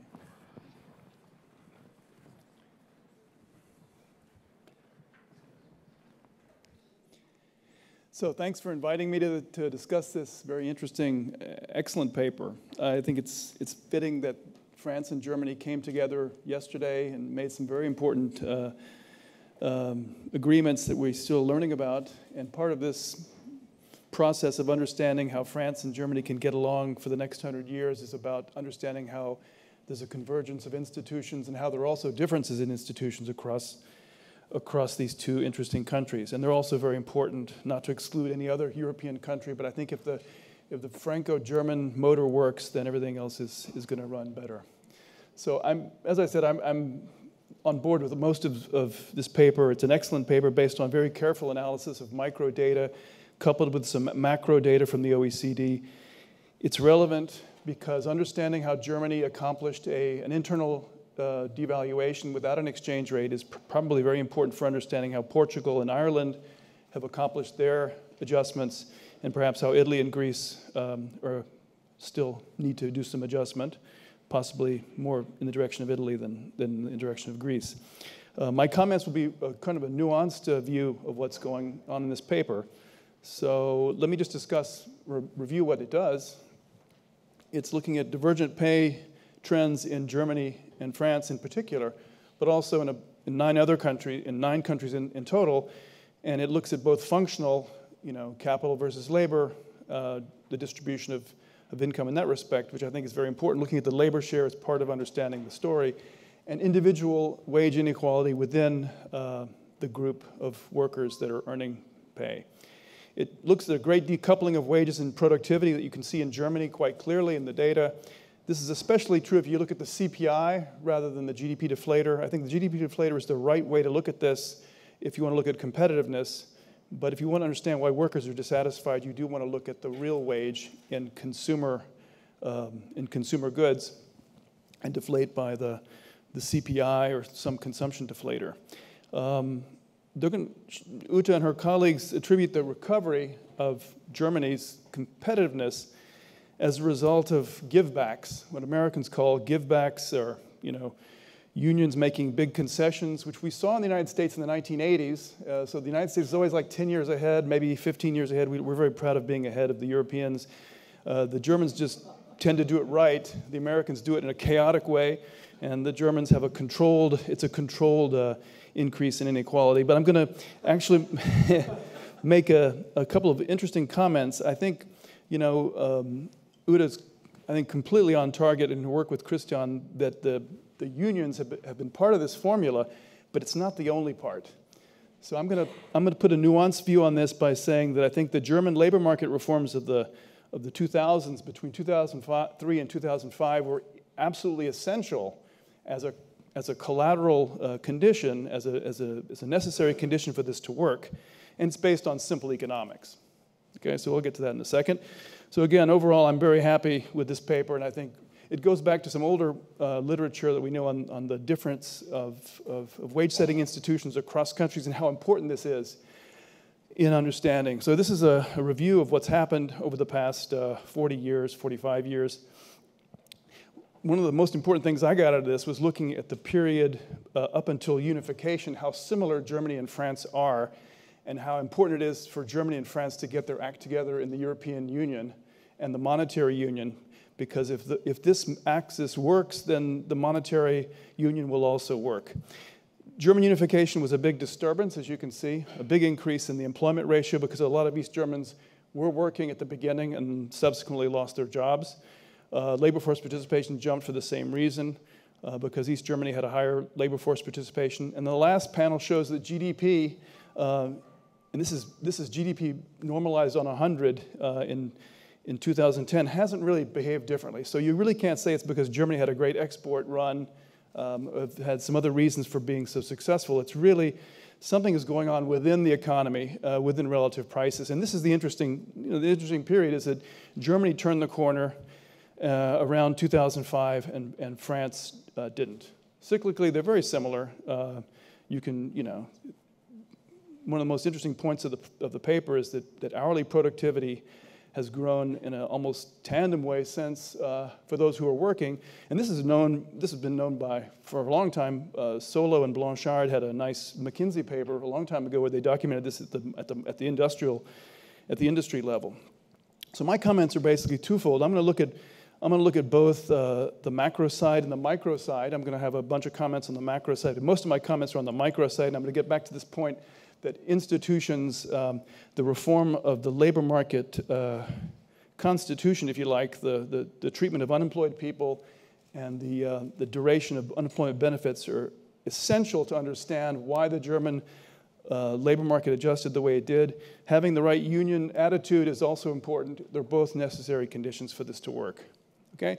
So there's been a well-known, well-documented fact that Germany has been able to have a real depreciation vis-a-vis its European trading partners. Is one of the reasons why Europe has done probably less well, but Germany has done better in terms of the past 20 years.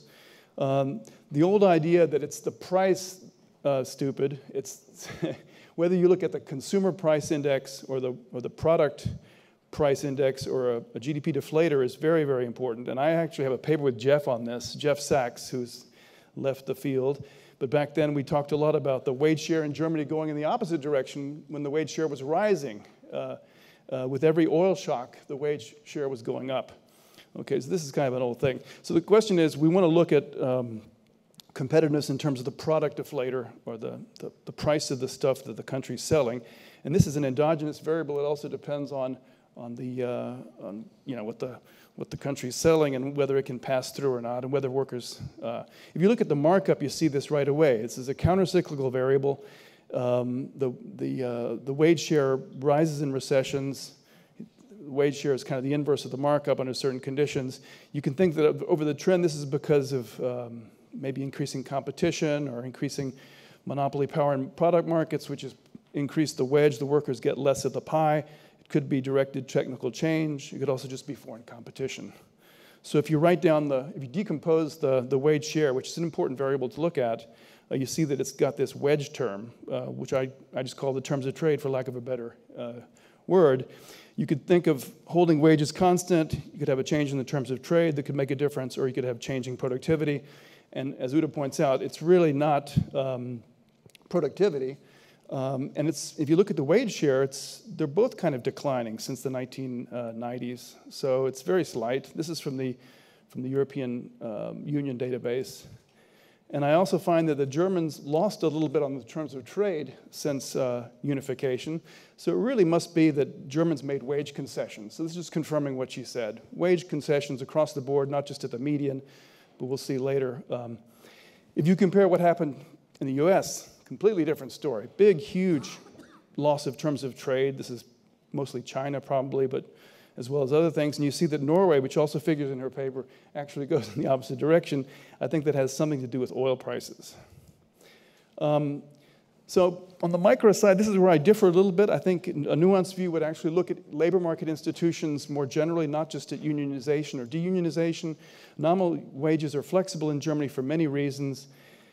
I think the fallback position in wage determination is just as important as the willingness of unions to make wage concessions. They're actually simultaneously determined. So I'm going to ask the question, the market clearing wage is really the question. Is that driving union concessions? And what is that market clearing wage? That's going to have to do with basically what unions have to face when their members become unemployed. Okay, so the level of unemployment insurance is essential to understanding this. And in Germany, this was adjusted in 2003 to 2005. 2005 was the fourth Hartz Law, and other things happened. So this has got to be part of the formula. And I'm going to, some of my other work with a PhD student has actually confirmed this, that if you look at the distribution of work in Germany, the total number of hours worked since the 1990s hasn't changed at all. It's been pretty much constant. The Germans have managed to do a work-sharing program through the private sector. Okay, and it basically, the way they've done this is through part-time work. So the adjustment on quantities is going to be, as I argue, just as important as the adjustment on wages. And if you look at the difference in growth rates in part-time work, to get that huge increase in part-time work, it basically occurred during the 2000 decade, between 2005 and 2010. So this growth is kind of what's interesting. This is taken from her work with Christian, which is an excellent paper. They look at the same data in this paper again with a slightly different imputation for the wages. You see that two things are happening. In the 1990s, wage distribution starts to open up from above at the highest level. And I think she's absolutely right that this is all about unions making concession bargaining and allowing the companies in trouble to push down wages for their workers. So you have an increase in dispersion at the upper end. But look at the lower end. The real drop in wage at the lowest, this is cumulative wage growth, by the way, to make sure you understand. This is cumulated from the year by year from 1990 equals 100. The big opening of wage dispersion comes in 2003. And that's basically a year after the part-time law was passed and in anticipation of cuts in unemployment benefits, which were implemented in 2005. Okay, so you really have two different developments going on, and that's part of the story, and I think they could stress that a little bit more. My co-author, doctoral student Stephanie Sala and I have actually replicated their results. We've also looked at part-time workers by making an imputation for part-time workers because they look at full-time workers, and you see that it's even more extreme in Germany in part-time. So understanding this increase in labor supply in the part-time, and this is just West Germany, East Germany looks similarly bad. An increase in low-pay dispersion after 2003 is kind of the part of the formula. So if you look at the slides, you can see that it's actually true for East and West, albeit a little bit different.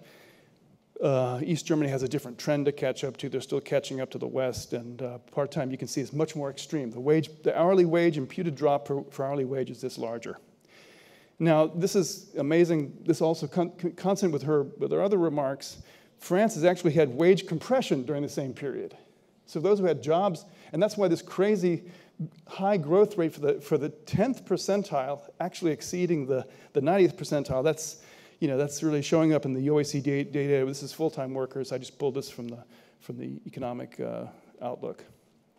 So they're not exclusive, but they should be sort of contrasted. And I think so they both have to be true to understand what happened in Germany. And in our paper, we take an old paper by Larry Katz and Kevin Murphy. We look at just basically trying to understand where these wage employment correlations come from across cells of the data set. And we say, okay, the supply side is operative in the Hartz reforms. You just see an increasing negative correlation of wage growth and employment growth across these cells in that period, which would not be true before and after. And in our work, we basically look at that. So I'm gonna kind of zip through this. If you're interested, you can see logically, if the supply curve is moving, you should observe across groups and wage demographics, you should observe a negative correlation of wages with employment. On the other hand, obviously this could be true in both hypotheses. If it's about the supply side and Marshall's view of the labor market is right, then you actually see unemployment rates falling and participation rates rising instead of falling. Because if you're forcing workers to accept wages they don't want to work for, then you'd expect labor supply to decline. And again, this is the diagrammatic idea. So the Schönberg-Dussmann story would be on the right-hand side. If it were just wage rigidity, and if in fact you've got an increasing pressure on labor supply holding demographics otherwise constant, you'd expect participation actually to rise. Okay, so we look across some cells, and we actually get, during this period, the comparison 2005 plus minus 2 years, 2010 plus minus 2 years is negative, and in the years afterwards, it's looking more positive. So if you look at the pre-2000 Hartz reforms, you get no correlation at all, and if you look at more sort of a finer grid, you still get the same finding. So the participation rate is negatively correlated with the wage across these cells in the post-Hartz period. Okay, so let me just finish by talking about some of the implications for inequality at the personal income level. This is not the same thing as wage inequality. I think a lot of people tend to conflate those two concepts. The German magic has been trying to redistribute income using the social welfare system, topping up low wages. So even if you work for a low wage, even if you work for the minimum wage, and if you can't feed your family, you get a top-up. It's like the American Earned Income Tax Credit program. This is what has made Germans less dissatisfied and possibly more willing to accept these rather tough nominal changes. Okay, so if you compare this with the United States and the UK, you still have an increase in the income Gini across countries, across periods, excuse me, whereas in Germany this has been fairly constant. It's because the Hartz reforms also allowed for topping up of people working at low wages. Okay, this is the last slide. I really like this one. This was sent to me by Pierre Cahuc, who showed me that basically everyone likes to work for a job that pays well, but it's better to have a job than not to have one. And this is based on survey evidence, sort of successive years, showing that in France, people could be made possibly a little bit more happy with a little bit more inequality as long as people take care of the income redistribution aspects. So I like this paper a lot. I really like this paper, and we've cited it in our own work. I think they show that nominal wage adjustment was the way it happened, partially by absolute nominal wage adjustments. And this was crucial for understanding what happened in Germany and perhaps understanding why Germany was able to pull off this internal devaluation, which is something that we used to think was impossible. It happens in the United States all the time. So maybe if Europe wants to move in that direction, they better get used to it. In both ways, which also means that German wages have to start rising a lot to wipe out their uber-competitiveness that they have right now.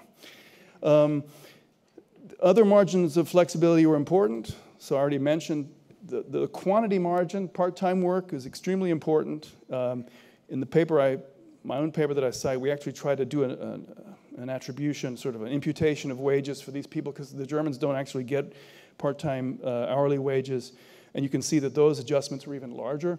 But the incentives to work part-time actually were implemented before the Hartz reforms. That was the part-time law that was passed in 2002, which increased incentive benefits, incentivized working part-time just to keep in the pension system and get credit for the time worked. The Germans still have a fairly defined benefit system, which is, it's like the Dutch in many respects. It's kind of, understanding the German reform, you just need to go back to the Netherlands in the 1980s and understand what they did. And I think you can't avoid saying that the Hartz reforms did a lot of stuff, but most importantly, they reduced the reservation wages and increased labor force participation for people who had been outside the labor force, old people, especially women who had been outside maybe raising a family and had an education. And I think the correlation of relative wages and employment across the cells that one would like to look at are actually going to support a nuanced view of what the Germans did since 1990s. So, thanks. Thank you, Michael.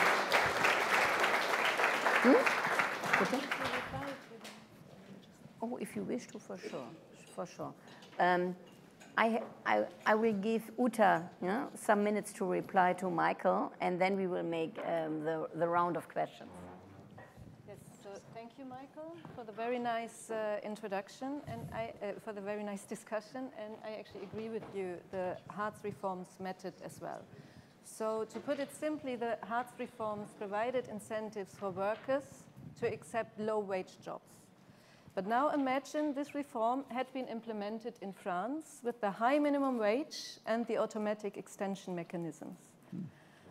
It's very unclear that in France it would have created new jobs, right? Because wage levels are too high. So I think there is an argument to be made here that there is an important interaction between the system of industrial relations and the unemployment benefit system. So if wage floors are very high, firms have no incentive to create low-wage jobs. If unemployment benefits are very high, workers have no incentive to accept low-wage jobs. So in that sense, we totally agree. Many thanks, Uta. I will start with this side, and I know there was one gentleman in the second row who already tried, and the next, then Louis. Danny Gross from the Center for European Policy Studies in Brussels. My question was actually related more to the previous session, but I think it fits also in this one. We have discussed a lot the details of price setting and measurement of various aspects of the CPI. And in this last session, more about wages, which then later, presumably via markup, go into the CPI.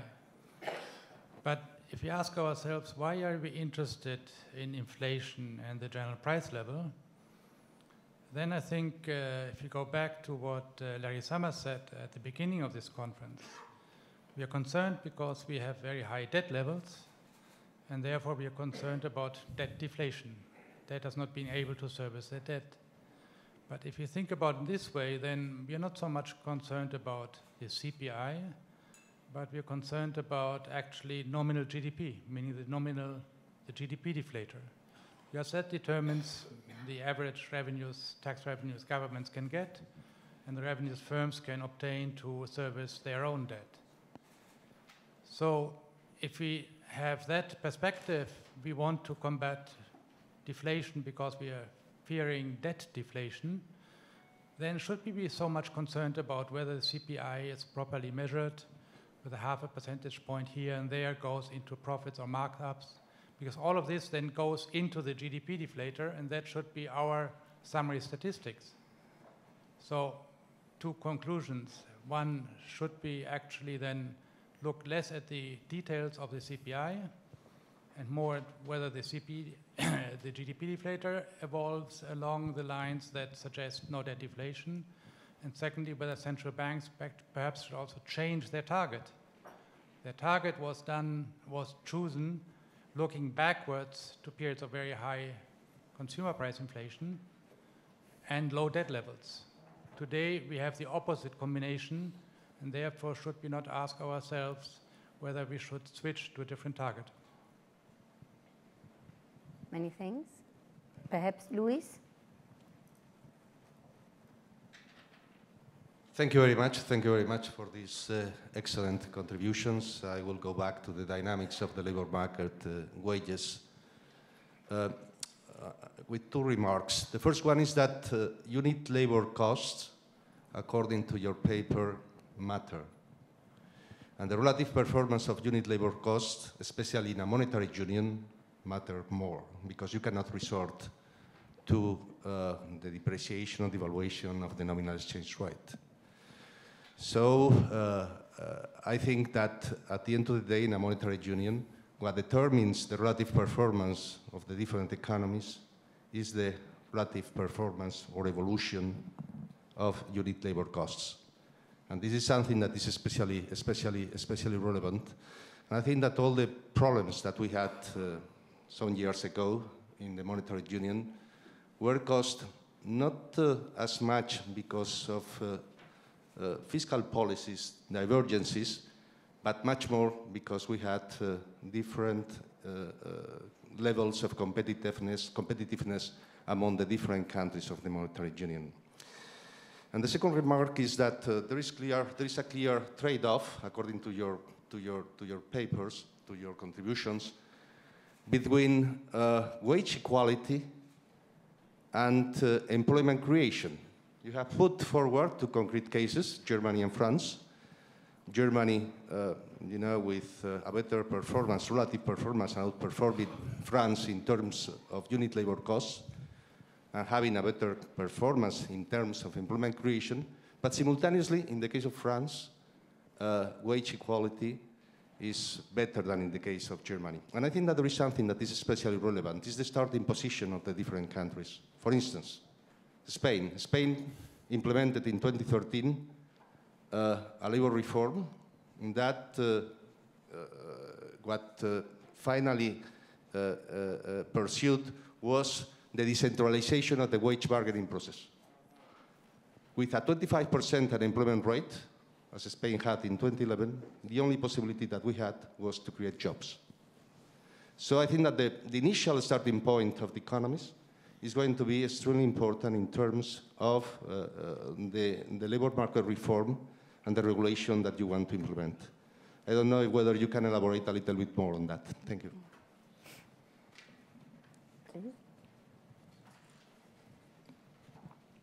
Thank you. Krishna Guha, Evercore Partners. Question for Uta. So you described wonderfully the process by which Germany was able to facilitate this internal devaluation.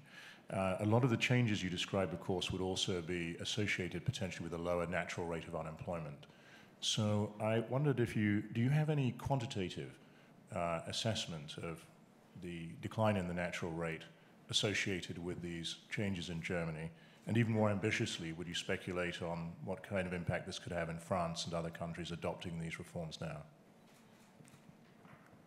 Perhaps just one row back. Thank you very much. I enjoyed very much the presentations. I just wanted to make a very general question that it even may apply to the previous panel. And is your assessment of how much global trade has affected the wage determination in advanced economies and also in emerging market economies. But having China and India be more present in day-to-day economic activity globally might have an effect on wage setting. And that might be an explanation also why we see so much now quarrel with open trade. Thank you. Thanks. And perhaps the gentleman at the back. Charles Weblows, Graduate Institute. I want to go back to the point that was raised by Mr. De Guindos. I thought the presentation, both actually, were fascinating, and you hit this apparent trade-off between wage inequality and unemployment or employment, whichever you want to set it. Now, my question is in principle, is this a theoretical condition that there is a trade-off, you can increase one and not the other, or improve one and not the other? And how much empirical evidence we have? Are these just two strange cases that you put face to face, or is this a general principle that we find in the data? Okay. Well, many thanks. Let us finish with the first round of questions. And Uta, perhaps you would like to start.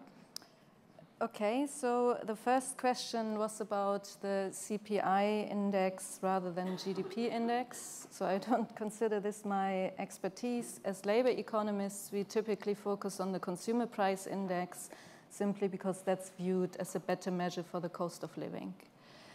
So let me come back to the other questions that was raised. So first part of the question over there was, well, what did the internal devaluation that Germany actually achieved implied for the other countries, for the other EU countries? And yes, that is an important point.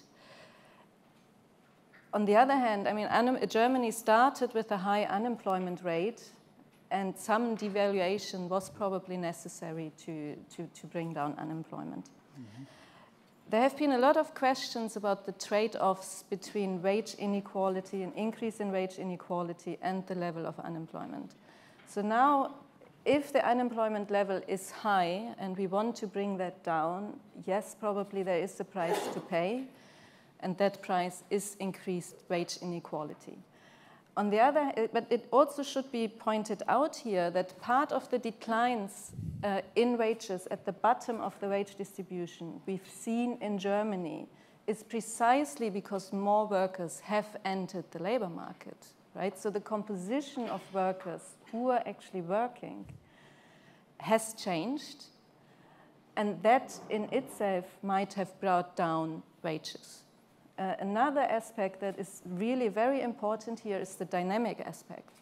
So it makes a big difference whether workers are stuck at these low wages for year after year over a 10-year period, or whether these low wages are actually stepping stones to better jobs. So I think we do need more research on this dynamic aspect, and that's also what my current research agenda is partly about. So the question over there was also about the trade-off between wage inequality and unemployment.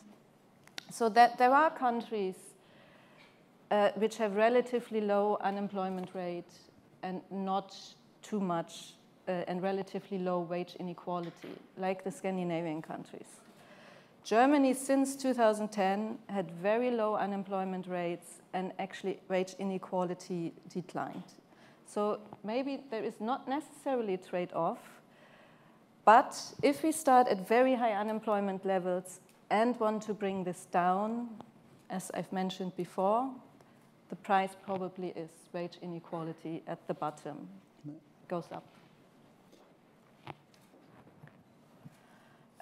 Yes, so another question was to try to quantify how much of the decline in unit labor costs and the increase in competition really, so to what extent it brought down the natural unemployment rate. Now, that's a very tough question to answer.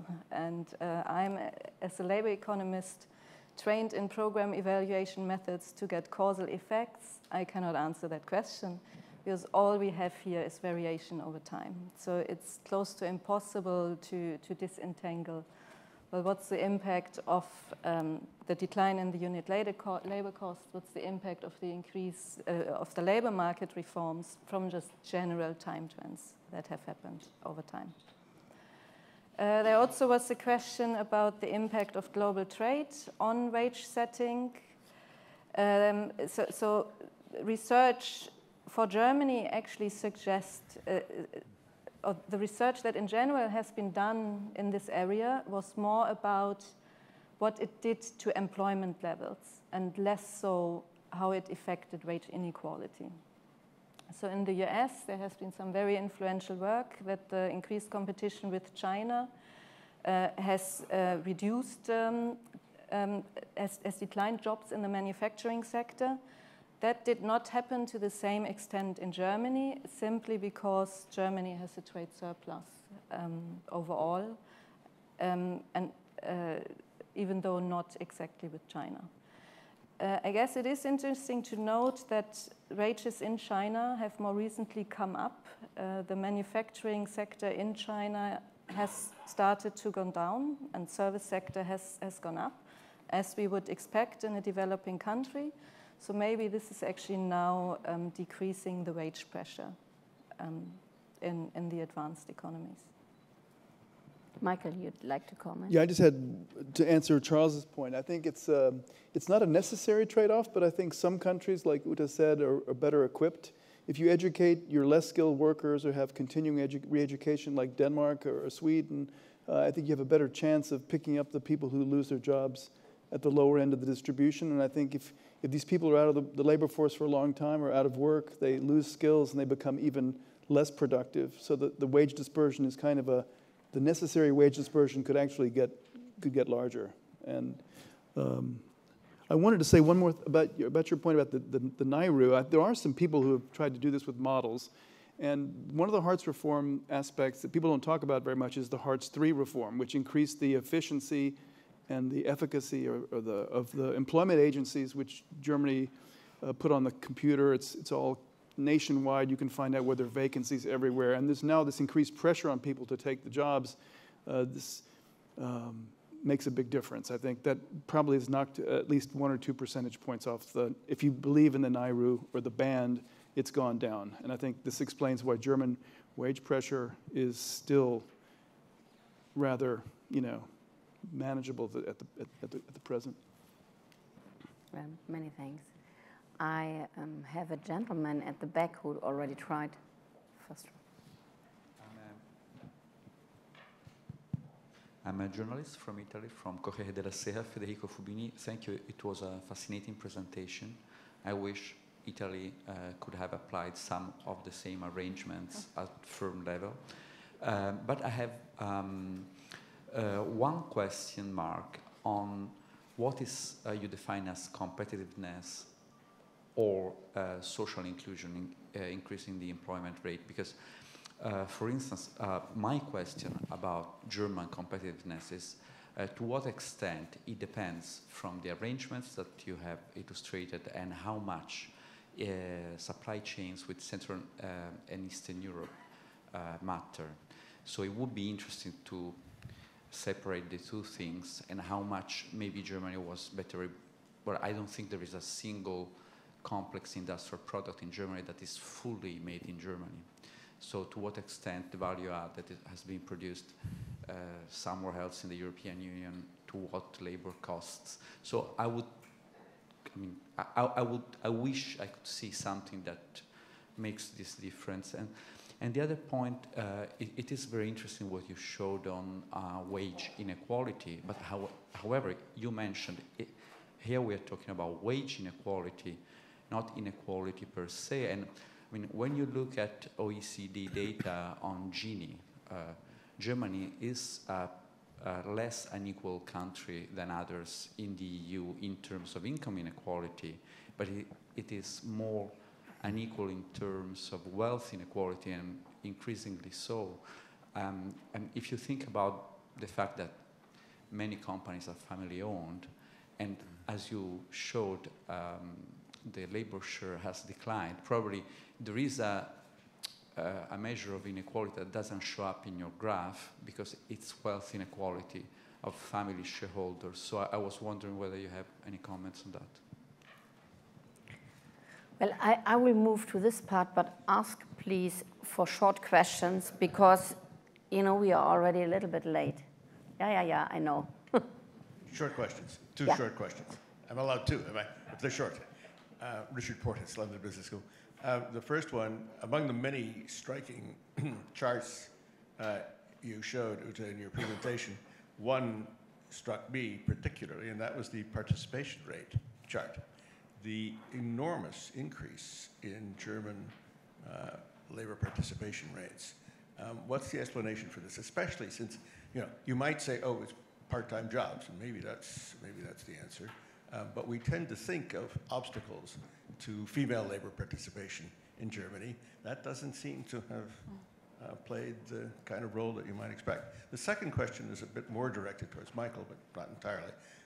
We talk, the 90% of the talk about competitiveness, however interpreted, is about unit labor costs. But shouldn't we be thinking more in terms of the real exchange rate? You come close to it, talking about P over CPI, but shouldn't we really be talking about the price of traded relative to non-traded goods? Mm-hmm. That seems to me to be the central.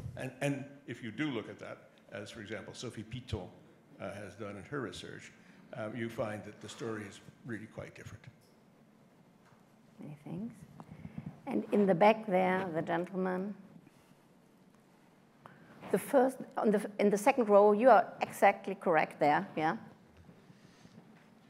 Guntram Wolf-Brügel, I have a question also on this fascinating paper as regards the role of capital. If capital and labor are complements, which I think most estimates suggest, then wage developments and the labor share also depend on investments and the capital that the economy has. And one of the interesting features of the German economy is that both the public sector as well as the private sector have had very, very little investment throughout the last 20 years. The corporate sector has had investment below that of France and Italy for the last 20 years, the public sector as well. The private sector the corporations have massively deleveraged, basically starting 2003, 2004, around that time. So I guess my question is, what role does this scarcity of capital play in the wage developments that you documented? Is it a cause or an effect? Thank you. And the last one, the gentleman on the side. Jonathan Hazel, I'm a PhD student.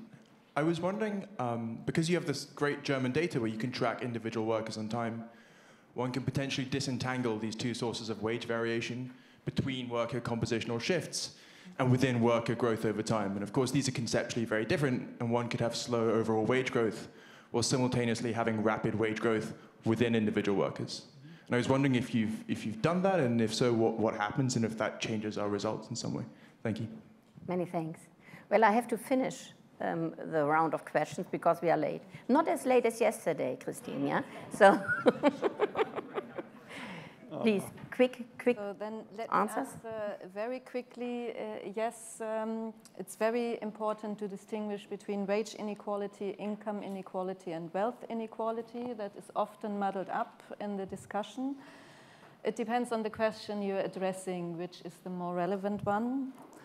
There was a question about the striking increase in labor force participation rates in Germany. Michael probably knows more about this than I do, but it was to a large extent because women started to return to the labor market, although they had been out of the labor market for a while. Many returned part-time, and the Hartz reforms probably had something to do with that. So the last question on wage, on compositional shifts and wage increases or decreases within individuals. You are absolutely right, Jonathan. In Germany, we have longitudinal data to exactly analyze this question, and this is what we are working on right now. So I can't give you answers, but this very clearly very important if we want to understand the impacts of the increase in wage inequality. Finally, there was a question about the role of capital in the wage setting process. Let me be honest here, I don't know the answer to that question.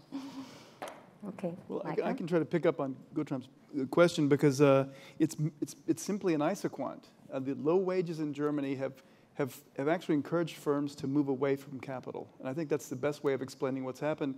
And if you look at the level of technology in meatpacking plants in Germany, I've heard the description of this from people who are actually from Belgium and France. They actually complain that German methods are more labor intensive because they're importing workers from Eastern Europe.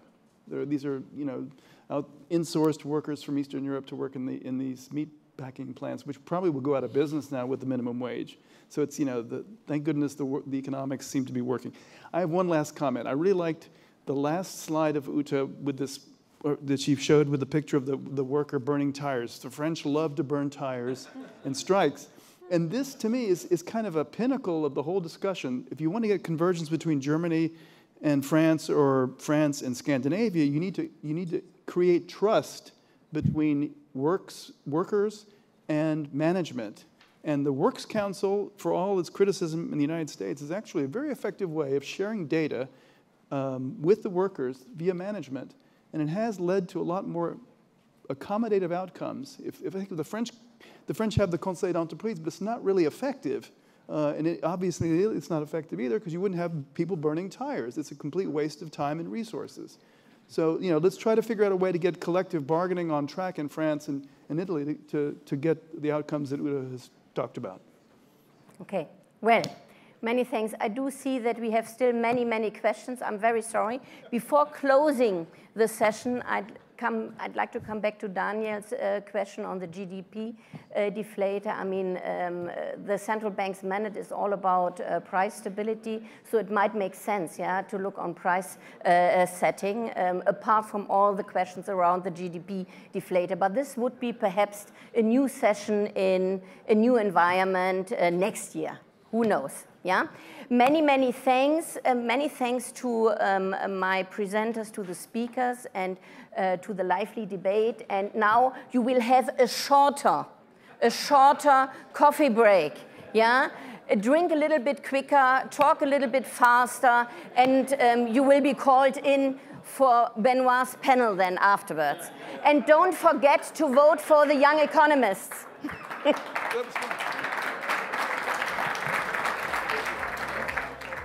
Nice to meet you. Thank you.